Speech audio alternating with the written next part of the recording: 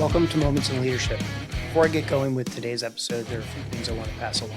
First, thanks for all the emails and the DMs in response to me asking to meet with some new potential guests that I can diversify my interviews. I've been put in touch with a few people who are just fantastic candidates, and I'm working on securing them as future episodes. So thank you for taking an interest in helping me diversify the project. Second, thanks so much for everyone who has helped me share and advocate for this project. As it stands right now, the podcast has been downloaded over 11,800 times. And as I look at the data, it is definitely trending up in popularity. That doesn't happen unless people find value in the project and share it with others. So I want to thank everybody who has helped in that regard. If you're hearing this and you're on any of the social media channels, I'd really appreciate it if you'd follow along on either Instagram or LinkedIn. Those are the two that I'm doing most of my work on. And helping me out by sharing any of the episode posts with your followers. I found that's what's really generating the most traffic. My main social media channel is Instagram, and you can find this show and all of the posts there at The Mill Office. Also, thank you to everyone who has taken the time to rate and review the podcast across all the different podcast players. Specifically on Apple, I have 95 total ratings, and 94 of them are 5 stars, and there's one star. So whoever gave me the 1 star, well, fuck you, okay? And I'm not going to beep that out because I just got to be me. On Spotify, I have 72 5-star reviews, and again, I really appreciate that as well. Those are really the two big popular players that I'm seeing from a data perspective. So if you're one of the listeners on there and haven't rated or reviewed the show on either of those players, please take a second and help me out there as well. It's costless to you, but it's incredibly valuable to this project and drawing awareness to it. I also want to take a moment and make one particular and specific thank you to Justin Kramer, who runs Former Action Guys podcast. Look, I'm sure if you're listening to this, you're familiar with Justin's work and the podcast interviews that he's doing, but he has been especially helpful to me in helping me think through how to not only start and scale this, but how to continue to grow it as well, in addition to just constantly providing me a lot of encouragement. So Justin, you've become a true friend, and I just want to take a minute to thank you personally on the pod for that. One of the ideas that he came up with and that I've been discussing with him is how to defray some of the costs associated with podcasting. Essentially what I do is I trade money for time. So, it's not an insignificant hobby, but like any other hobby, I find it worth it and I'm enjoying doing it. And Justin has recently created a Patreon account. So if you haven't seen that, make sure you hit that up and see if throwing a few bucks his way makes sense for some of the perks you'll get off of that subscription on Patreon. And I'm also kicking around the idea of starting a Patreon account. I'm thinking about creating some access to subscription-only content, and I haven't really decided on that yet, but I'm kicking the idea around.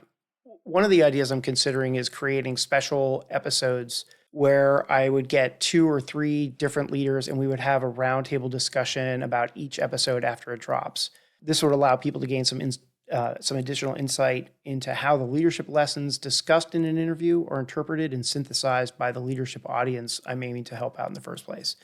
Sort of like the way Andy Cohen interviews people on his TV show called What's Happening Live with Andy Cohen on Bravo. You'll understand this reference if your significant other makes you watch those shows like The Real Housewives or Below Deck or Summer House. I mean, look, I don't watch them. They're on in the background, but you know what I'm saying. Finally, you may have noticed that I got some new artwork done for the podcast, and I want to thank Ben Cantwell for that. His account on Instagram is BenCantwell_art. He's got like 30,000 followers and some really great artwork. He was really patient and helpful to me in crafting what I think is the perfect piece of artwork for the project. And if you're thinking about getting any artwork done, please hit him up. I had a great experience with him, and he was super helpful and also super patient. So thanks, Ben. One thing before we get going, I have to give listeners a little bit of a heads up that around the 1 hour and 13 minute mark, our interview was disconnected and some of the audio file was lost. And there was nothing I could really do to find and fix that one lost minute of audio. So I did my best to stitch it together, but you may find yourself at some point in the interview saying like, whoa, what happened? What just happened there? And that's it. So, okay, back to the episode. My guest today is Lieutenant General David Furness, who currently serves as the Deputy Commandant for Plans, Policies, and Operations. He was commissioned a second lieutenant on May 16th, 1987, upon graduating from Virginia Military Institute, or VMI. Throughout his career, he has served in a variety of command and staff billets in both the operating forces and, of course, the supporting establishments. As a lieutenant, he served as a rifle platoon commander and an 81 millimeter mortar platoon commander in the 2nd Marine Division with 3-4 and 2-8. As a captain and as a major, he served in the 1st Marine Division as the commanding officer of Company K and the operations officer for 3-7. As a lieutenant colonel, he again served in the 1st Marine Division as the G3 plans officer, deputy G3, commanding officer of 1-1, and then as the executive officer of the 1st Marine Regiment. As a colonel, he then went on to command the 1st Marine Regiment, and then as a general officer, he commanded Combined Joint Task Force Horn of Africa and the 2nd Marine Division. In the supporting establishment, he served on the staff of the basic school as a staff platoon commander and as a tactics instructor for both the basic officer and the infantry officers course. And you'll hear me in the interview mention that I was a student there at the same time. He was commanding officer of Recruiting Station Sacramento, California, and as the Director, Marine Corps Legislative Liaison Office, United States House of Representatives, as the Director of Expeditionary Warfare School, as the Legislative Assistant to the Commandant of the Marine Corps, and as the Assistant Deputy Commandant for Plans, Policies, and Operations, Headquarters, United States Marine Corps. His professional military education includes, of course, the basic school and the infantry officers course, the United States Army Infantry Officer Advanced Course, the Marine Corps Command and Staff College, the School of Advanced Warfighting, the National War College. He has participated in contingency operations in the Republic of Panama and in the following named operations: Provide Comfort, Unified Assistance, Iraqi Freedom, and Enduring Freedom. His personal decorations include the Defense Superior Service Medal, 3 Legions of Merit, 2 Bronze Stars with Combat Distinguishing Device, 3 Combat Action Ribbons, 2 Meritorious Service Medals, 2 Navy and Marine Corps Commendation Medals, and the Navy Marine Corps Achievement Medal. I think it would be hard to find any other currently serving general officer with as much combat leadership and experience as Lieutenant General Furness. And so with that, sir, welcome to Moments in Leadership. Hey, I'm honored to be here. Thank you. What was Second Lieutenant Dave Furness like? And did Second Lieutenant Dave Furness look anything like Lieutenant General Furness?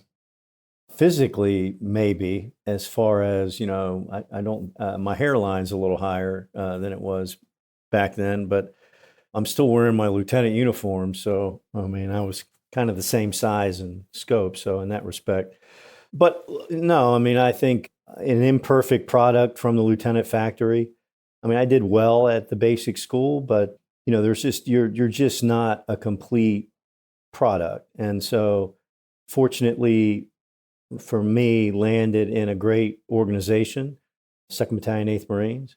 And the company commanders that I had, from Captain Joe Velour to Captain Chris Stokes, Captain Mike Dean, in my almost 4.5 years in the battalion, 3 deployments, I was fortunate enough to have a lot of good sets and reps that helped develop me along the way. So I think coming out of, I always say I was a product of parochial schools and then Virginia Military Institute. So my, upbringing was rather strict. So I was probably a little bit too arbitrary coming out of the factory. It was very black and white.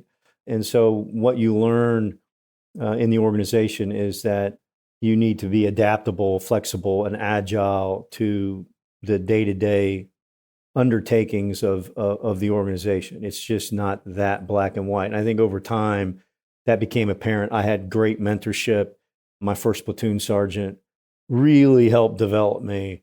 He viewed his role as helping develop the young officer seriously. I think that's important for staff NCOs. The lieutenant, he helped the transition from, hey, you've got a lot of great training and education. And, that we spend longer developing the young leader than any other service.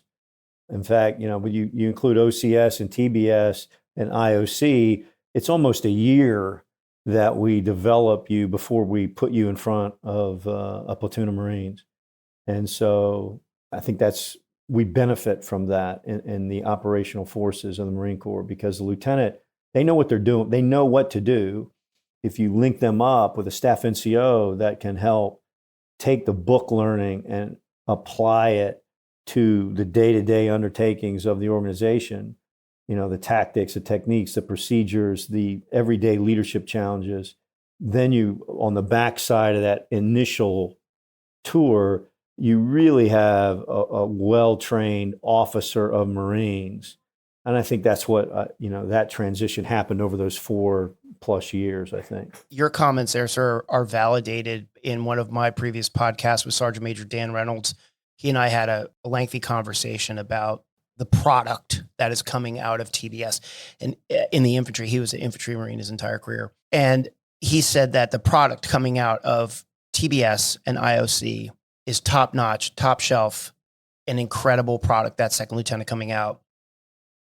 But that the challenges that new second lieutenant faces is that very first integration with the NCOs, with the staff NCOs, because you just can't replicate that in a platoon of lieutenants. And I'm wondering if you have any aha moments, any of those crystallizing formative moments from your very first time as a second lieutenant walking into your platoon, and that you can share. The obvious ones are, hey, make sure you listen to your NCOs. And that's sort of table stakes, but do you have a good story to share there that could be foundational? Yeah, I mean, I think number one, I checked in. My first battalion was actually 3rd Battalion, 4th Marines, and my first battalion commander was Wayne Rollins, who just recently passed away. So he was a legend. I saw that in the Marine Corps, and I was fortunate. He was the sit-up king of the Marine Corps, wasn't he? Didn't he hold the world record for sit-ups? 80,000 continuous bent knee sit-ups, and he was like a superhero, but very great leader. And he said, when I checked in, I'd never forgotten. He said, to be a good Marine officer, you must remember 3 things. Number one, your expertise is the coin of the realm, and you have to know what your business, because Marines rely on you for their lives, and they want to know their officers know what they're doing, number one. Number two is you have to be physically fit in this organization, because you have to lead from the front, and it's a tough business physically, and you need to prepare yourself for that. And then third, he goes, you need to listen to and then take care of your NCOs and Marines. And they, if you do that, and he explained, hey, sometimes it's training them hard, sometimes it's asking more of them than they believe they can give you, but the general, you need to be empathetic to their condition, lead them like you would want to be led. And that's the whole, you're kind of a father figure of that organization. And you have to remember that you may be the first positive male role model that a lot of these Marines have ever had in their life, and don't lose the opportunity to touch them in that way. And so then you go down to the platoon, and my first platoon sergeant was a guy named John Myers, who retired as a sergeant major. I was fortunate enough to have him. He brought me in. And he had been in the company a long time. In fact, he had once been the platoon sergeant for every one of the platoons in the company. And so I was his last lieutenant. And he said, look, sir, I can give you this deal. If you listen to me and consult me on this process, he goes, I guarantee you a couple things. Number one, we'll be the best platoon in this company. And number two, you'll never get your ass chewed, and I'll make sure you're well prepared for anything the company commander ever asks you to do. Now, I'm not the brightest tool on the shelf, but I'm like, that's a pretty good deal, so I'll take that. And so what that entailed was a lot of one-on-one. We would go over, hey, this is what the schedule says we're doing, and he would explain a lot of things that, here's why we're doing it. This is why this is important. This is how it reflects back on organizational discipline, individual discipline, and helped me come to understand, how a Marine organization ran itself, and the role and responsibilities of staff NCOs and NCOs, and what the officer's role was. I would say over time, we were together for 2 deployments, because we got back from one, the battalion got disbanded. Our company went to 8th Marines because they were building 4 rifle company battalions, and 8th Marines and 1st Marines. And then we were locked on for a MU float, so we just stayed together. And for cohesion reasons, they kept the organization together. So I had the same group of NCOs and him as a staff NCO for, 2.5 years. And in that time did 2, deployments. So a lot of learning happened there, 2 different COs, and they were very different, but I learned a lot from each one of them.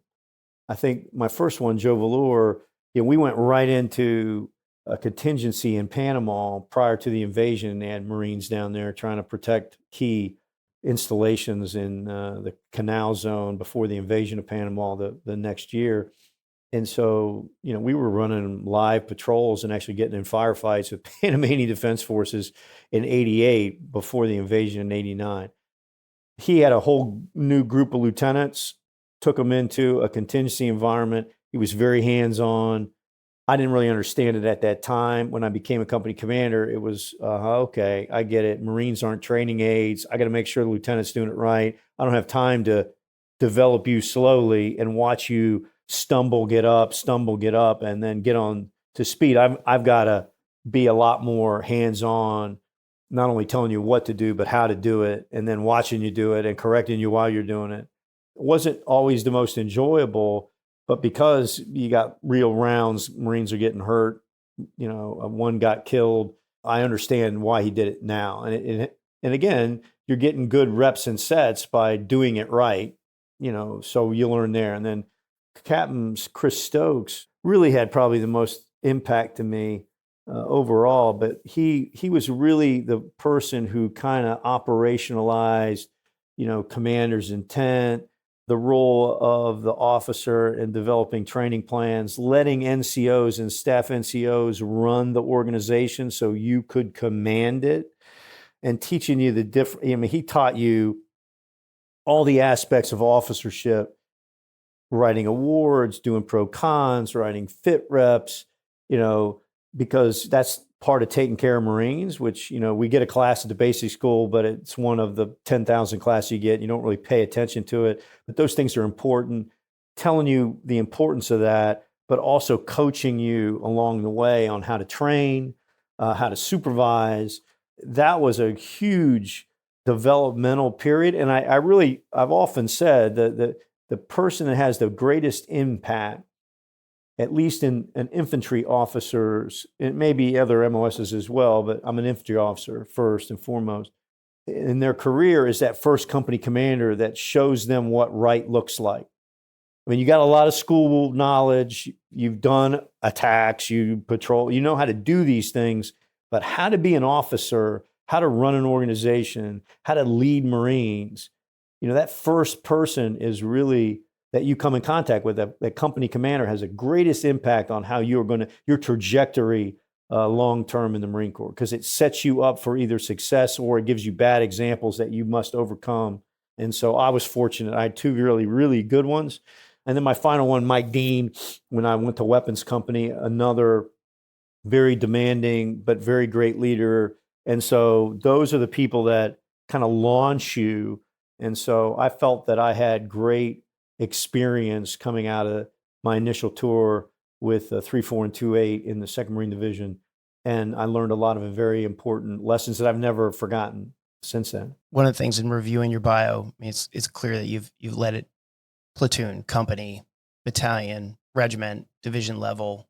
It's super interesting. And I've got some questions coming up about retention that I'd like to just hold off until we get to that topic. But you said something about the company commanders really being a huge impact on a brand new officer's life. And I was the beneficiary of that. I was also the victim of that as a lieutenant. And you can be a victim in a productive way. Like you can have a CO that your personalities don't clash, whatever, but there are some things to take away from that. And then you can be the victim of it and truly be just a victim of a tyrant or somebody who is just such a horrible, horrible leader. Do you have any suggestions for lieutenants or even captains? Because I guess captains could be dealing with the same thing at the battalion level. I mean, hell, we could probably go all the way up, but you get my point here. No, right. No. Any tips there for, okay, here's how you grin and bear it, or here's how you make the most of a bad situation? Because look, a lot of people listening to this are going to have shitty COs. That's just going to be the way it is. I think, again, going back to what we said before we came on about in a battalion, fleet average, so to speak, you're going to have 2, sometimes 3, if the battalion's lucky, really good company commanders. And then you're going to have maybe an average one and maybe one bad one.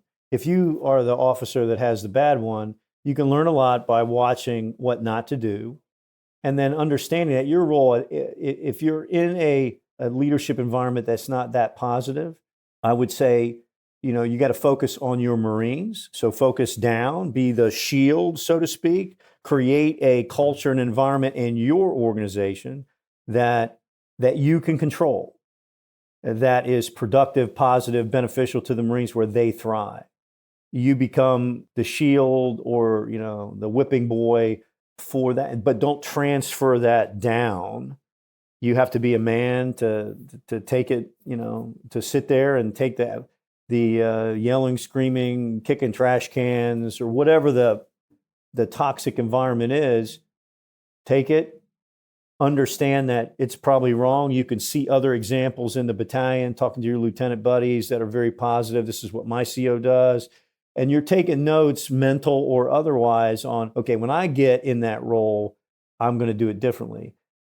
The thing is, you have to also realize that company command is the first time, with very few exceptions, it's the first time that officers lead other officers.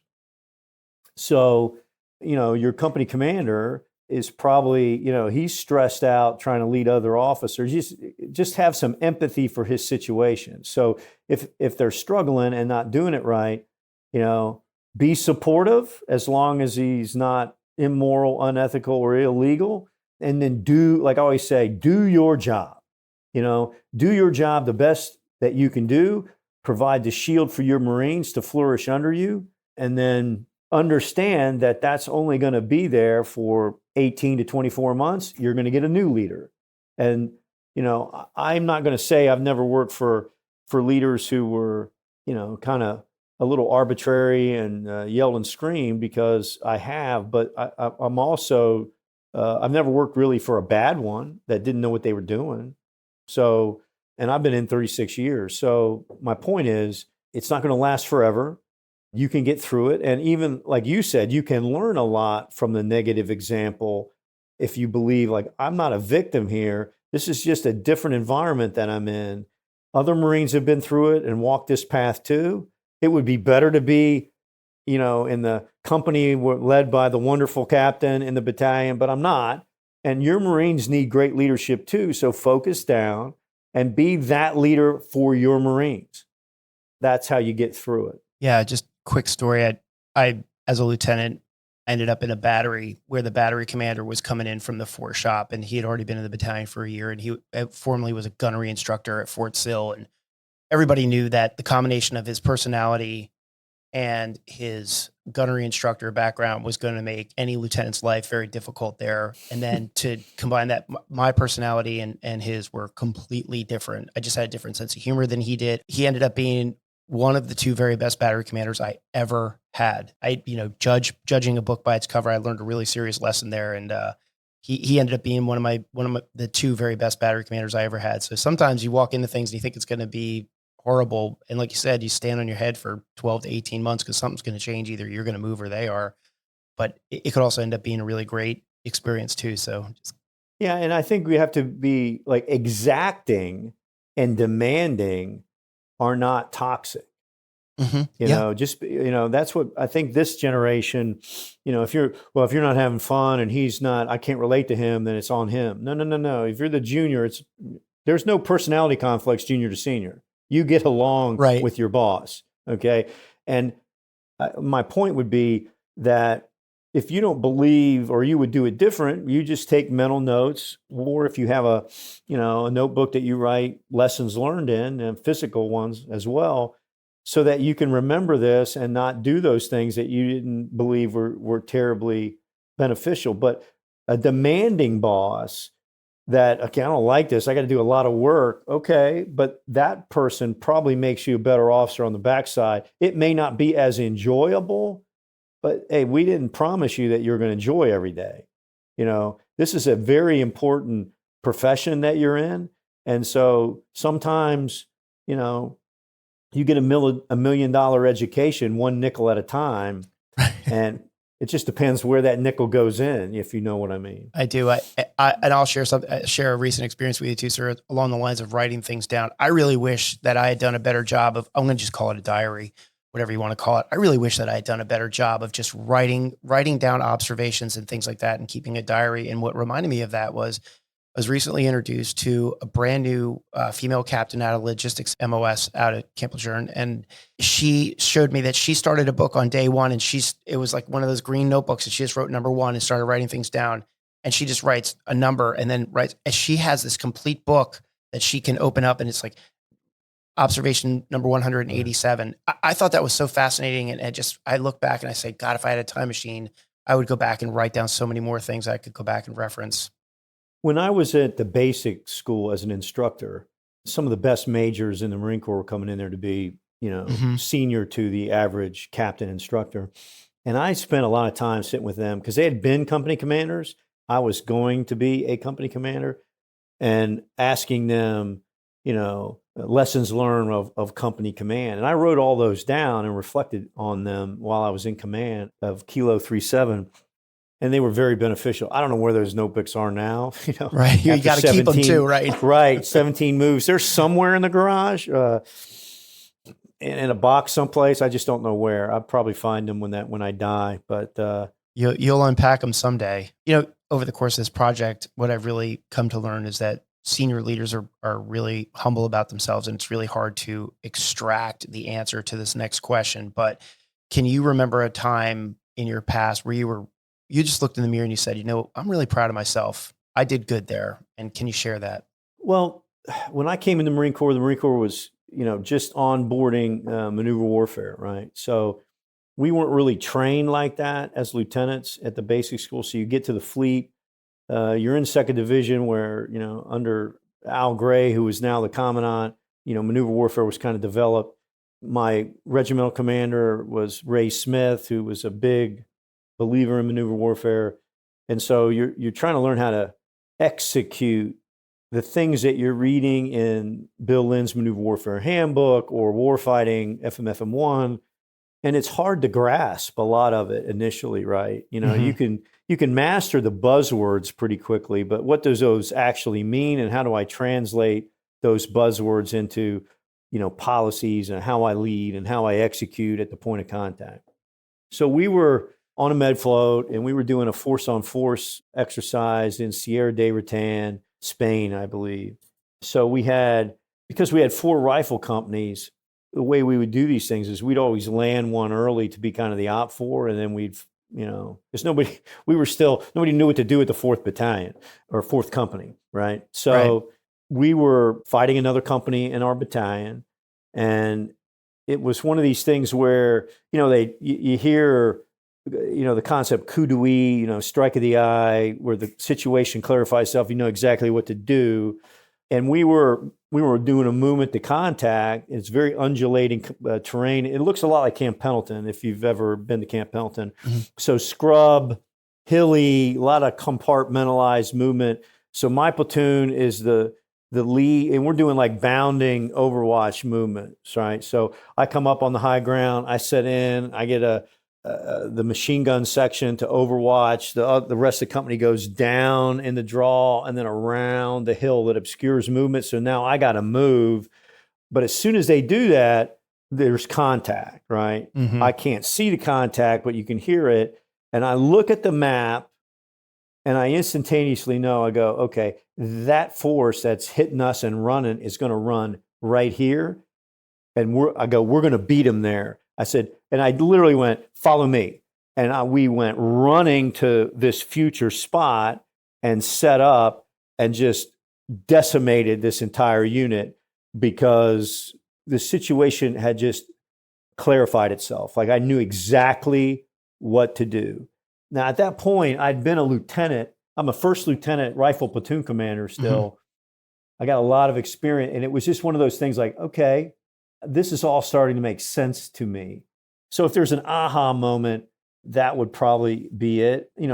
Another one, you're always looking at to be kind of chosen for, positions based on your ability. So like when the battalion commander brought me in and told me I was going to be the 81's platoon commander, and, of course, I said, thank you, sir. That's what I wanted to do. And he said, well, why I'm choosing you? I'm putting you there, don't you? And I'm like, no, sir. you know? And he said, well, because you're the best lieutenant in the battalion. And that makes you feel good, whether it's true or not. You know, it's at least in his eyes it was. So that was kind of some affirmation that you're doing a good job. And a similar feeling when you go to the basic school as an instructor. I was a tactics instructor, and then I was an SPC, and then you get chosen to go across the street to be an IOC instructor. You're an infantry officer. That's kind of the, you know, like, okay, there's a lot of infantry officers here. We're going to pick 8 to go across and teach all the new infantry officers. So those kind of times in your life where you get positive affirmation that you're doing a good job. So continue to do those things. You know, your focus, your passion, your professionalism are leading to good outcomes, I think is gratifying. Yeah. So I think the takeaway there for a young leader is praise your Marines when they're doing a great job. Praise your officers when they're doing a great job. It takes 2 seconds to do. And I mean, I should be taking my own advice here. And because you just punctuated it right there with when the battalion commander told you were the best lieutenant in the battalion, whether you were or not, you're telling that story 36 years later. Well, and you want to live up to that. Mm-hmm. I mean, you really do. I mean, you know, I would go back to like when Chris Stokes he never yelled. I never heard him raise his voice. But when he would come to you, he would praise you. You know, that was very good, Dave. You know, thank you for, you know, and you wanted to work hard for the man. But when he pulled you aside and said, yeah, I thought you would do better than this. Mm-hmm. I know you're capable of doing better than this. Man, you talk about something that was a gut punch. Right. You know? And he didn't have to raise his voice and then you didn't want to let him down, and you knew you had, and you wanted to work doubly hard to make sure that never happened again. I think that's a leadership lesson. I am pretty quick to praise people because I like, you know, we all like positive affirmation that we're doing a good job. I've often felt like, you know, the organization doesn't do it enough. You know, it's like, hey, you're here to do a job, do your job. You're a Marine. But I always go back to something General Dunford said, and this was when he was chief of staff, I think, of the division. He said, and this was in the relation to like awarding people and awards boards and what's the right level of award. And we were struggling with that at the beginning of OIF because we didn't have experience. Like, is this action a Bronze Star? Is it a Silver Star? Is it a Navy Cross? What is it? And he goes, just because everybody is doing amazing things and extraordinary things doesn't make it any less extraordinary.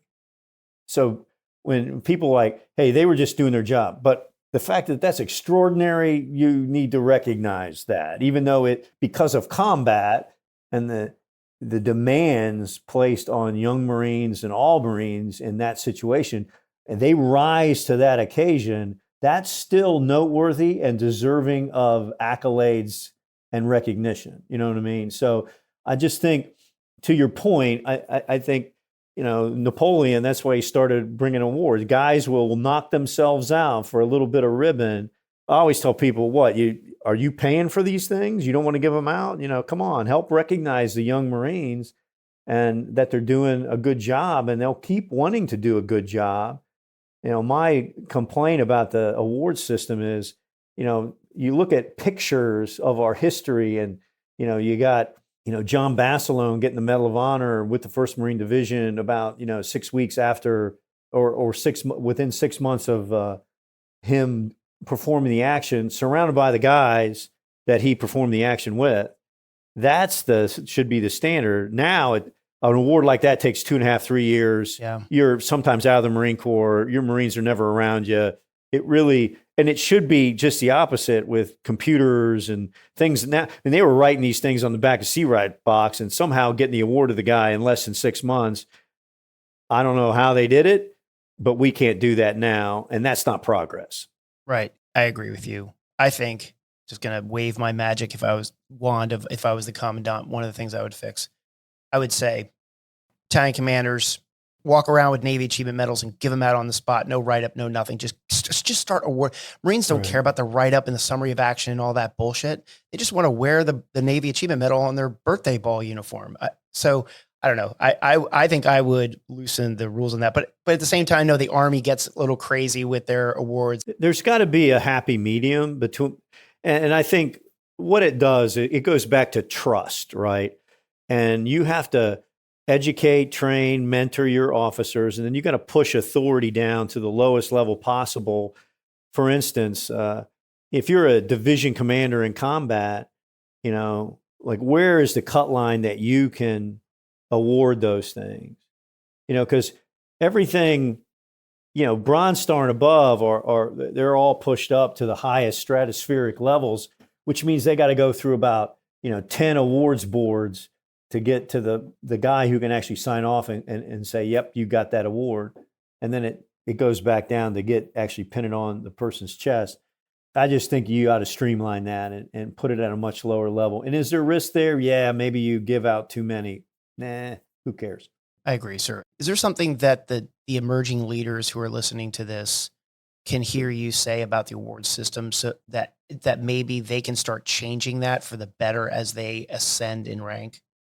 Well, I think the order, you got 30 days to complete even for like a NAM, just start adhering to the damn order. Understand the rule, like what the order says and make the order work. And, I was a person who I never questioned, I told my awards boards when I was a regimental commander in Afghanistan, it was like, look, you are here to get the award to the approving level.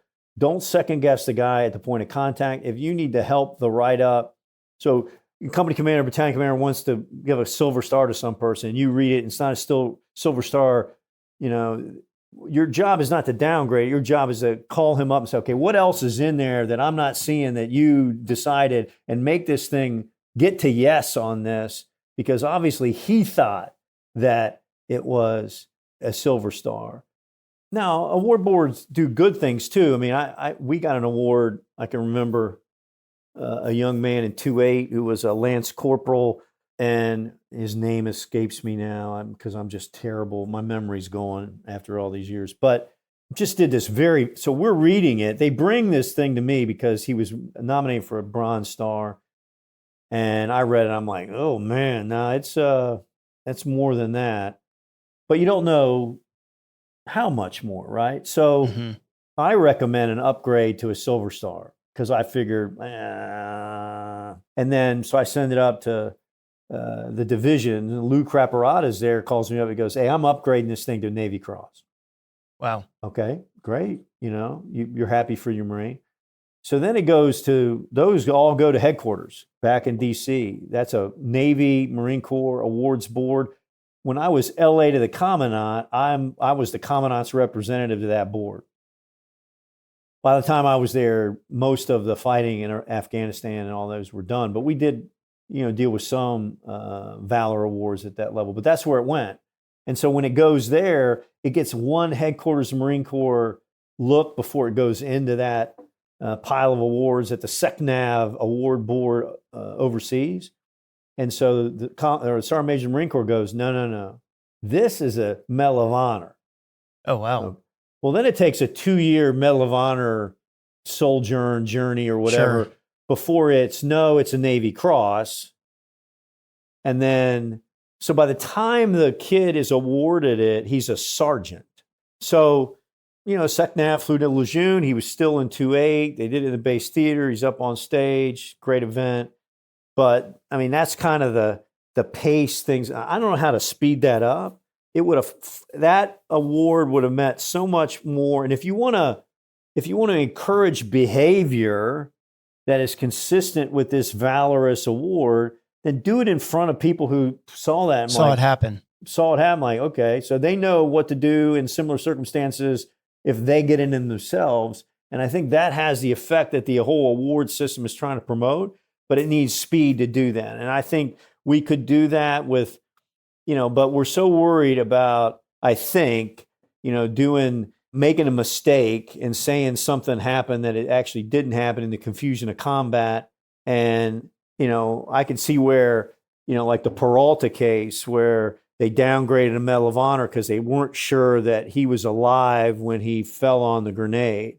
And I'm like, well, you weren't sure he wasn't either. Tie goes to the runner, give him the higher award. But that's kind of after that football player, that Pat Ranger, Tillman. Pout Tillman was killed, and then it was by friendly fire, and that whole award system went down. I think everybody's gun shy, and so you slow it down to let's do another investigation.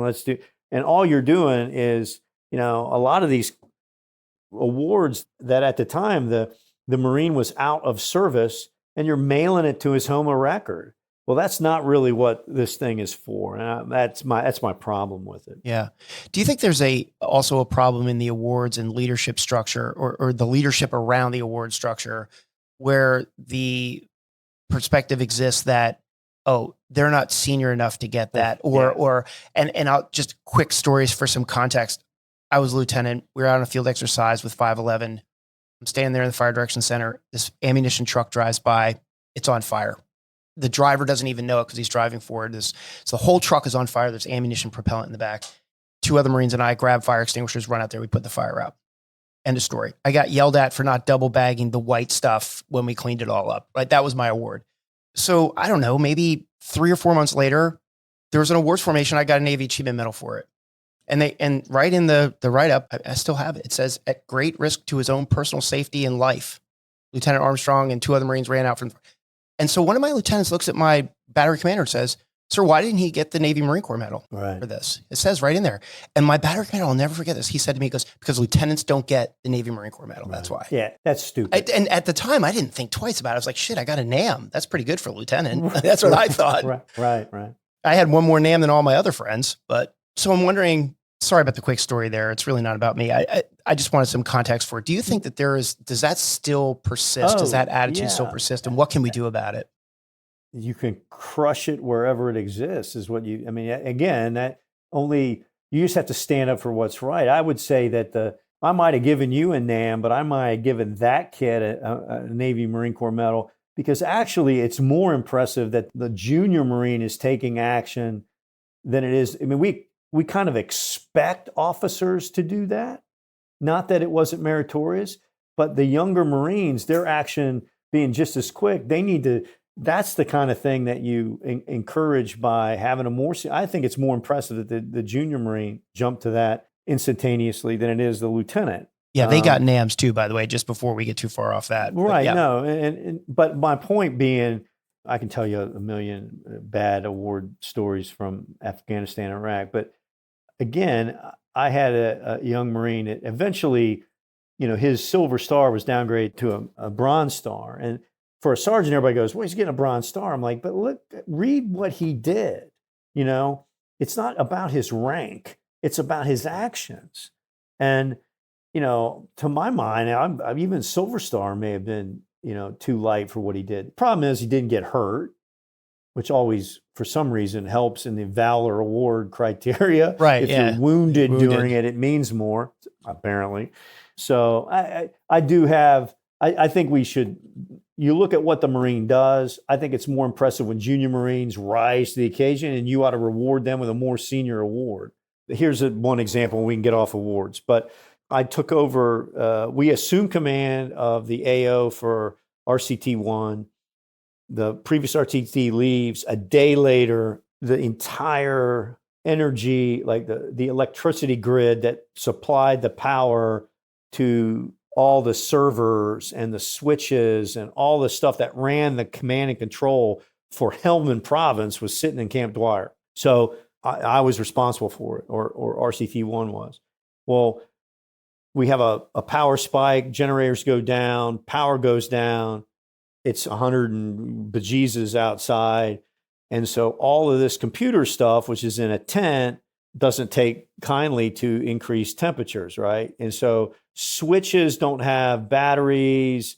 All this stuff starts to go down and could have been catastrophic. It would have taken months to recover. Had it not been for a corporal who, we had civilian tech reps there, and he's like, get out of the way. And he basically saved the day. So I hear this and I'm like, I want to give that kid, so I wanted to give him like a Bronze Star, because if you had a corporal save the day in a firefight, that might have been what he got. but everybody's like, and so basically I wanted to give him an award. So the highest award I could give him was a Navy Com, but I gave him a Navy Com, you know, and I just pulled him in and I said, thank God we have Marines and sailors like you in this organization, because without your action, I can't command and control and probably wouldn't be able to for months the way I had done, computer, chat rooms, the way this thing was set up to operate. We would have been down for a long, long time. You prevented that valorous action, and because people were telling you don't do it, and you said, no, this is what needs to be done. And he did it anyway, and it worked. And we saved the day there. So I just think, again, people were saying he's just a corporal. I don't care. Yeah. Shouldn't matter. It's interesting because you just took a lot of pride in telling that story. If every commander became a facilitator of awards rather than a keeper of the awards, like you said, it's your job to figure out how to upgrade it. It's not your job to downgrade it. I think if more people took that perspective on things, it probably ties back into retention too, which I have a question coming up on retention. I promise I've got that. So just changing gears a little bit. And this is an odd question, but the answers are always really instructive. Do you recall a moment, because I know you've got a lot of combat time, do you recall a moment in your career where you were really scared? I don't mean frightened, I mean scared. And how can you use this example to help young leaders prepare for those inevitable moments that we all go through? I would say the first time in the shoot, I was scared in Panama. But what got me through it was, I always say you fall back on your training. And what the training is that what is the requirement of officers at the point of contact? And so you just start worrying more about failure, and that you worry more about not living up to that ideal, and that you just focus on the task at hand and get you through that. It doesn't mean you're not scared, but I can remember feeling like I'm like 24 years old and I'm not ready to leave this earth yet. And then you got to be like, hey, I can't think about me. It's about the organization. It's about the Marines. Start doing your job. And it just clicked in, and it, you got through it. And then when it was done, it was like, you kind of get the shakes a little bit. Holy shit, that was kind of harrowing. And then after that, I always tell Marines that the more prepared you are, and part of the reason that I think I was fearful is that it was I was like literally third or fourth week in the fleet, and I'm in this situation. Like, I didn't have a lot of experience yet, but I had a lot of training. And so you fall back on your training. And so I always tell Marines, like, you got to inoculate yourself by your preparation. And part of that as an officer is why I'm such a big believer in, professional development, reading. You've got to prepare your mind for what you're going to be feeling, the situations that you will be presented with in combat. And you do that by, there's a 5,000-year recorded history of the profession. You read it, and you understand that nothing you're feeling at that moment is unique. It's been felt by people for multiple millennia, and that you can get through it by these actions. So preparing yourself cognitively, physically, you can't, like I said, you can't, the PT is important. We can poo-poo it, but you got to be physically ready to do some of this stuff. You will be presented with, kind of superhuman strength where you can stay up for 36 hours and you don't get tired because it's adrenaline. And then afterwards, it's like you can't stay awake because it leaves you, and then you're exhausted. So there's a physical attribute to it, but preparing yourself as far as what your unit is going to be tasked to do, what you will be asked to do in the context of employing or fighting your organization.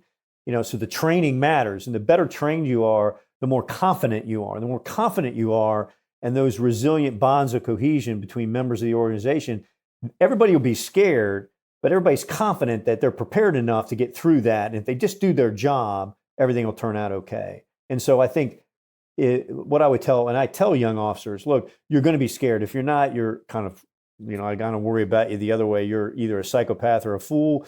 We don't need either one. So yes, fear will be part of that. You get through it by your obligation, the fact that you've been trained well to do a job, focus on the job, focus on your Marines, do your job. And I think that's how you get through situations like that. And the more of them that you're faced with, the less concerned you are, because like, it's really about the organization, not about you. And, you know, it's such a fickle, like I've had Marines right beside me killed, and why wasn't it me? I don't know. And so you just stop worrying about it because you can't control it. You just do your job. Focus on the task, focus on being the best leader in that situation. And you learn what kind of leader you need to be by all the things that you've read about great Marine or American leaders in the past and what they did and how they handled certain situations. And you try to live up to that high standard. And I think that helps you get through it. And I think the Marine Corps, where we are different, is we spend a lot of time in recruit training, in our officer development at OCS and TBS, telling stories about the personal standards, what we expect of the PFC Lance Corporal, what we expect of the lieutenant and captain at the point of contact. And so, you know, you have a lot to live up to. And so you endeavor to live up to that. And so I think, you know, we are often accused of being very traditional and bound by our traditions, but I also think that's incredibly powerful in combat at the point of contact. And, you know, understanding that, you know, you're a Marine, you are a part of an organization that has never been defeated on the battlefield, or you're part of, you know, 2-8 or 1-1 or 3-5 or what have you. And it's like, we've been kicking ass and taking names for 244 years, and we've never been defeated, and it ain't going to start today. And I have to live up to this. And so that kind of, you know, they used to show a film clip to us in OCS and TBS, such as regiments hand down, you know, and talking about World War I and, you know, the old Corps and the old breed and whatnot. That's real. That intangible belief that the organization you belong to is elite, that will win, you will be successful. You just have to do what Marines have always done. And what I tell people is, yeah, these small battles, firefights, skirmishes, whatever you want to call them, they were nothing at the scope or scale of Iwo Jima or Okinawa, Chosin Reservoir, but they were individually and in a small sense, there was just as much valor and determination displayed on a daily basis as any of those fights in the past. And I think, you know, that goes back to old Corps, new Corps, it really doesn't matter as long as it's the Marine Corps. You know, to quote Chesty Puller, I believe in that. I mean, you know, when you start even saying it, if the hairs on the back of your neck don't start tingling and standing up, like, you know, you're pumping Kool-Aid, you really need to, you know, just telling that story right now, you know, I got a little chill because I do believe that it has a huge impact at the point of contact on how we, and I've seen it. I mean, I've compared Marine units. I worked for 2 Army brigades in combat. You got traded for a pack of cigarettes, you know, in the head. But what I saw was, you know, I had an Army, very good, you know, retired as an Army general officer, brigade commander, say, hey, you know, you guys are doing more activity than the rest of the brigade combined, and you're taking more casualties. And, you know, I said, hey, sir, you told me to do a job. We're doing it. Marines didn't come here to not get in the fight. And, you know, we're younger, we're more aggressive, and there's a certain benefit to that when you're getting after accomplishing a mission. You know, you can patrol not to get in a fight, or you can patrol to get in a fight. And I think it's our ethos, it's our belief in the Marine to our left and right and what they've been through and the fact they wear the eagle globe and anchor and I can count on them. That all of that will get you through moments of your first time in the chute. And I used to tell all the Marines that I've led that don't worry about not performing. You will perform to standard. I guarantee it because you're a Marine. Right.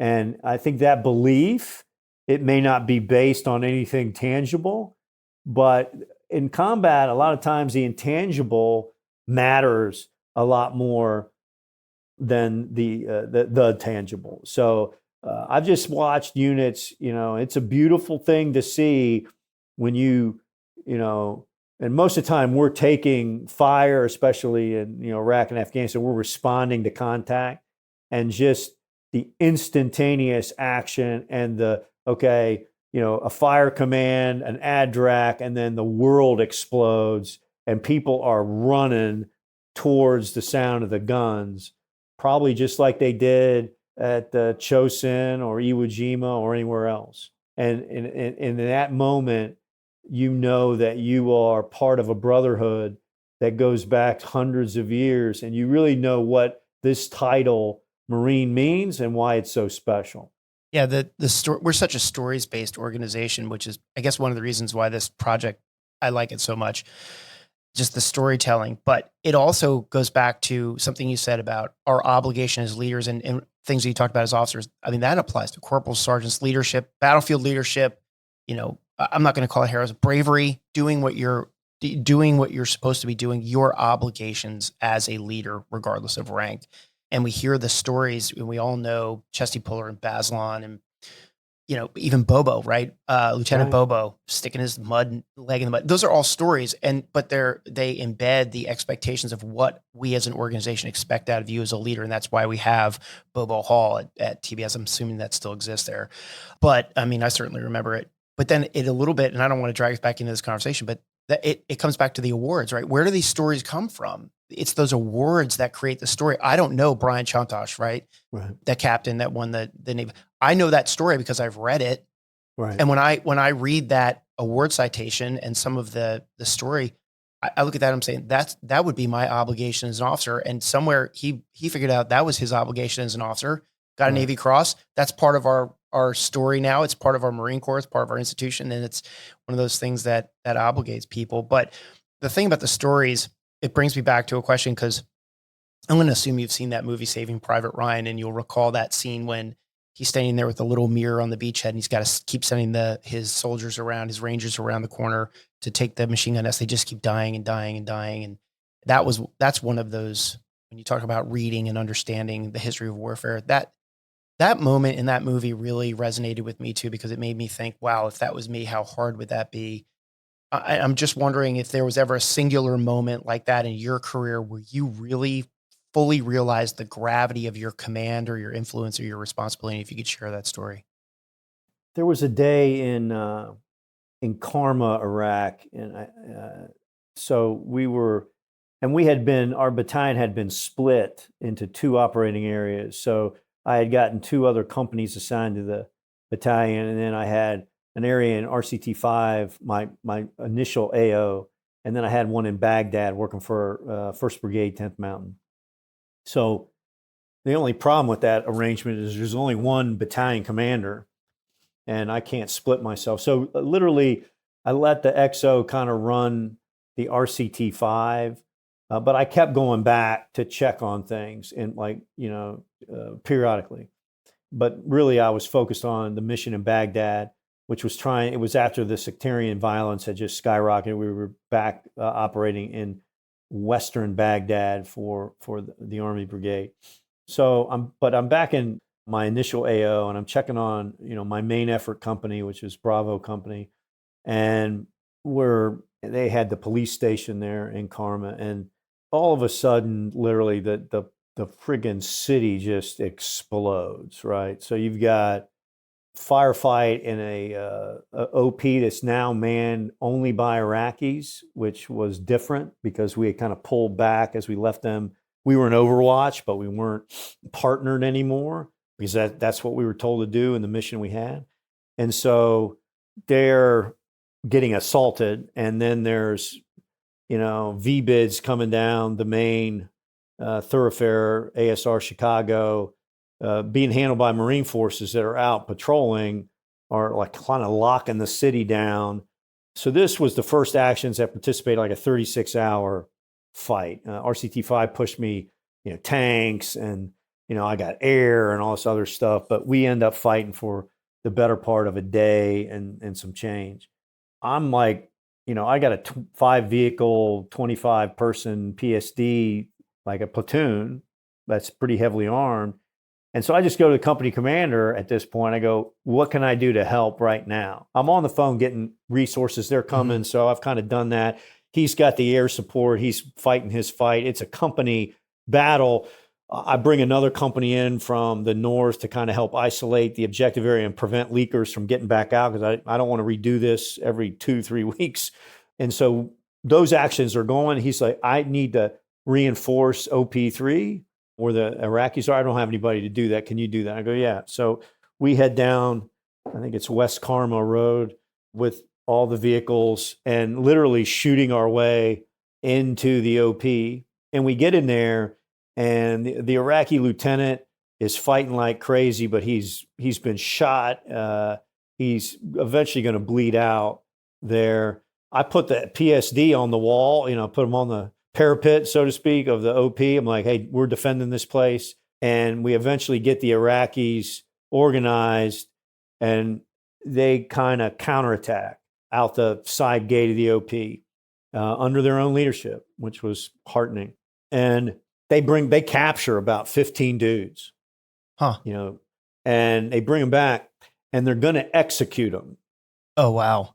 And so people say, this is the closest I've ever come to getting killed in combat. So I see this, and I get between the firing squad and, the terrorists, which I'm going to get killed for these jackasses. What a way to go. But I'm like, no, you can't do that. Right. And they're yelling at me in Arabic. I really don't understand. I'm like, no. My interpreter gets there and starts. And then right at that time, the battalion, the Iraqi battalion, had reinforced their own position. There was a lieutenant that had pretty good English skills that I'd worked with in our partnership arrangement. He comes up and, orders them down. So it seemed like this was a long period of time. I'm not sure how long I was there that they were pointing weapons at me. It probably wasn't as long as it seemed. But then, Lieutenant Ali comes in and, kind of diffuses the situation. But then he tells me, he goes, you got to get these guys out of here. Right. So I go, okay, this seems to be stabilized here. The OP is reinforced. I said, okay, because he brought a platoon of Iraqis. So now there's more forces there. They don't need me now. So I put all 15 guys in the high back Humvee, like piling them on cordwood, after we ducked, we flex cuffed them and everything.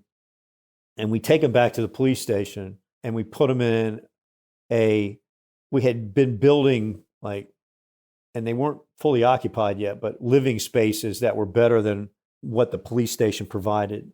So there was like a sea hut there that had been, so we put them all in there, blindfolded them, spaced them out, put people in there to guard them, and then brought our CI HUMINT team from Camp Fallujah into this area to start doing tactical questioning. And, but that was probably like that moment where you're like, you're just acting. And I probably had abrogated battalion command when I'm reinforcing this one post, but I did, this is a close, really hairy fight. The only thing I knew to do was, we can't lose this position, because now then the whole west of the town falls apart. And so I got to make sure that doesn't happen. He doesn't have the forces to do it. I don't have any other forces, because the guys from the north can't get through the whole city to get to that point. I'm like the only option. You realize that you just go do it. And then you're relying on the company commander being able to liaison with the MIT team that is with the battalion to get the battalion, the Iraqis, to reinforce their own positions, which they do.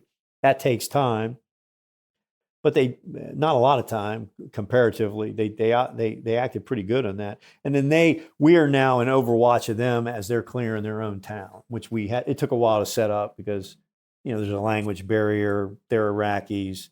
They're not that great at this stage in their development. So we coached them through the right solution. We helped them. We provided overwatch, ISR, fires, all that. But, then we go do that for the next, 30 some hours or so. One of the most interesting things about your career to me is that you can really segment your career into 3 big buckets, right? Your infantry time, your recruiting time, and then your time on the Hill with legislative affairs. And I don't know if a lot of people know this, but you have a tremendous amount of experience on Capitol Hill. And I remember back my younger days looking at Codels and congruents and things like that with just complete disdain. I mean, right? You're laughing because you know exactly what I'm talking about. No, but as I grew older, I realized that those things are a critical component of the oath that we swore, and for our democracy to operate as intended with civilian oversight of the military. Can you share some of your leadership experiences on the Hill that can help junior leaders understand how vital those things are to our democracy? Yeah. First of all, I shared your initial impressions of that. I can remember seeing a promotion list to general officer and not seeing, Colonel Ripley's name on it, but seeing a guy that I'd never heard of and asking like, who the hell is this dude? You know? And they said, well, he's the Senate director. He's going to be the LA to the Commandant. I'm like, what's that? And Legend Affairs works with Congress. I'm like, oh my God, Right. why are we promoting a guy to do that? So, but no, I got the House director job in 2008. And, it really opened a lot of my eyes as to the collaboration between, when it works well, the relationship between the services and the Congress of the United States is a collaborative relationship. And so if you look at the triangle between Congress, the building, and industry, where there is collaboration, discussion, a helpful relationship, then good things normally occur. And where there's not, when those relationships break down, you usually get the $400 hammer and some of the other things that aren't particularly productive in our defense establishment. So my experience has always been very positive. And there's a caricature of Congress, they have, a 3% approval rating, or something like that. And, nobody likes them very much, but they're doing, what I would always tell Marines is they're performing their constitutional obligation Right. just like you are. And so Article 1, Section 8 of the Constitution basically says, that you will raise an army, maintain a navy, and the Congress oversees and provides laws and authorities for the armed forces of the United States, yada, yada, yada. They take that very seriously. And so what you come to learn is, you have professional staff on the defense committees. They're very knowledgeable on all the defense issues. And so, Marine officers are usually like, 5 miles wide and, a quarter of an inch deep on a lot of different issues because we're generalists, especially at the general officer ranks. They may work on one issue and they've been there for 20 years and they know everything about it. And, your predecessor's predecessor, they knew him and they knew what he said. And so, you can't bullshit them at all. And the Marine Corps is generally viewed as the service with the best relationship with Capitol Hill because, number one, we need a good relationship. You don't need a Marine Corps. Brute Krulak said, the American people want a Marine Corps. And where they express that want is through their elected representatives in the Congress of the United States, in both the House of Representatives and the Senate. And so understanding that, and when the senators or congressmen, they have requests for information, you need to make sure that information is correct. You make sure that information is delivered in a timely fashion with a smile on your face, and you're happy to help them no matter what the ask is. And I think that's how the Marine Corps has always dealt with this obligation. And, we're structured to do it, I think, better than every service. Like we're the only service that has a dedicated, congruent answering machine, so to speak. We have people, caseworkers that work each congruent. And I know when you're in the fleet, those things are viewed as onerous, but there's a member, they've got constituents, they have a question, they can't get an answer, they ask for the answer, and we have an obligation to answer their question. And so for us, like in other services, if it's an admin thing, it goes to G1, if it's, so it could, delay in getting to the right staff section of a headquarters organization. They all come to a central clearinghouse. We quarterback that congressional interest item to the appropriate headquarters Marine Corps staff section or operating force unit, and then we get an answer, and we direct that answer, and we deliver it to the person requesting, whether it's in a district office or the DC office. And so what I used to tell people is, if you think you can get away with anything, you better think again. I had a fax machine when I was the House director that would just spit congruents out like a runaway machine gun.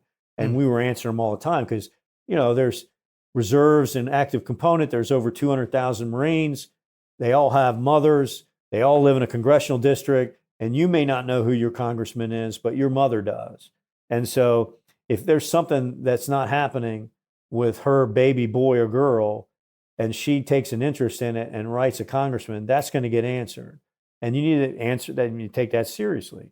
Most CODELs, they're not all the same, but when they visit, they're looking for information so they can make good decisions. So our obligation is to get them the best information that they want, and while doing so, transmit our message to them so they understand our perspective. And our best messengers are our most junior Marines.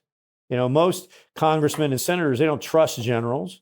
So when you bring them someplace, don't brief them with a lot of PowerPoint. Don't have a bunch of colonels and generals talk to them and host them around. Put them in front of people from their district that, these are all fathers and grandfathers, and they may have a kid in the basement who graduated from college, still at home, not working. And to see a young American, briefing somebody about the challenges of maintaining an F-18 on a flight line, and they're like, how old are you? How long have you been a Marine? And this kid is just talking like a true expert in their profession. It blows members of Congress away. And they walk away like, holy mackerel, that was an impressive young man or woman. Right. And so if you can answer their information request while transmitting the message that's like the Marine Corps is the beneficiary of, without them ever knowing you're transmitting a message. But what they're taking away is Marine Corps is a special organization if it can get men and women to do this at that junior an age and believe in it so passionately. And you don't really even have to coach young Marines. They're our best transmitters. They are. I think I look back on it, and again, I go back to my, complete disdain comment, because I think in my youth, and by that I mean my maturity level, I looked at it as a dog and pony that was taking away from me doing something else, and it was a pain in the ass. And what I've come to learn is exactly what you just said. And I think that if there's young leaders out there, corporals, sergeants, lieutenants, who are on the front lines of a CODEL or something like that, and members of Congress are coming around, what a great piece of advice to figure out what district are they from, and find out if any of the Marines in your unit are from their district, and get those people to talk and be involved in that. That's a great piece of advice, and I had never heard that before, and I hope everybody rewinds that and listens to it again. Yeah, we try to do that all the time, and the Corps used to put on these when I was at Camp Lejeune, because Camp Lejeune is close to DC. They used to bring down members for capability exercises, which were these big MAGTF level displays of how to integrate all elements of the MAGTF in a firepower solution or a maneuver exercise, just to show the members, this is what. And when you give the Marine Corps resources, this is what we buy, and here's what it does. And then, allow them to talk to Marines or sailors from their district.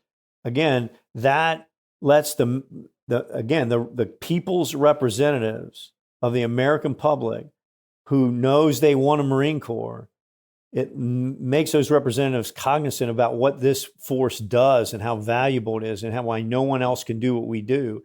That's extremely important. I don't know sometimes if we teach the paranoia 101 enough anymore to where people understand the Marine Corps could go away tomorrow. If the American public doesn't believe they need one, or they're not willing to expend the resources necessary to maintain one, then the Marine Corps, other people can do the things that we do, maybe not as well as we do them, but they can. So our job, part of your job as a Marine, always is to be selling your institution. Because again, it's a multi-domain organization before multi-domain became a catchphrase. And so because it's not anchored in any one domain, like if you have water, you got to have a Navy. If you got land, you got to have an Army, Air Force.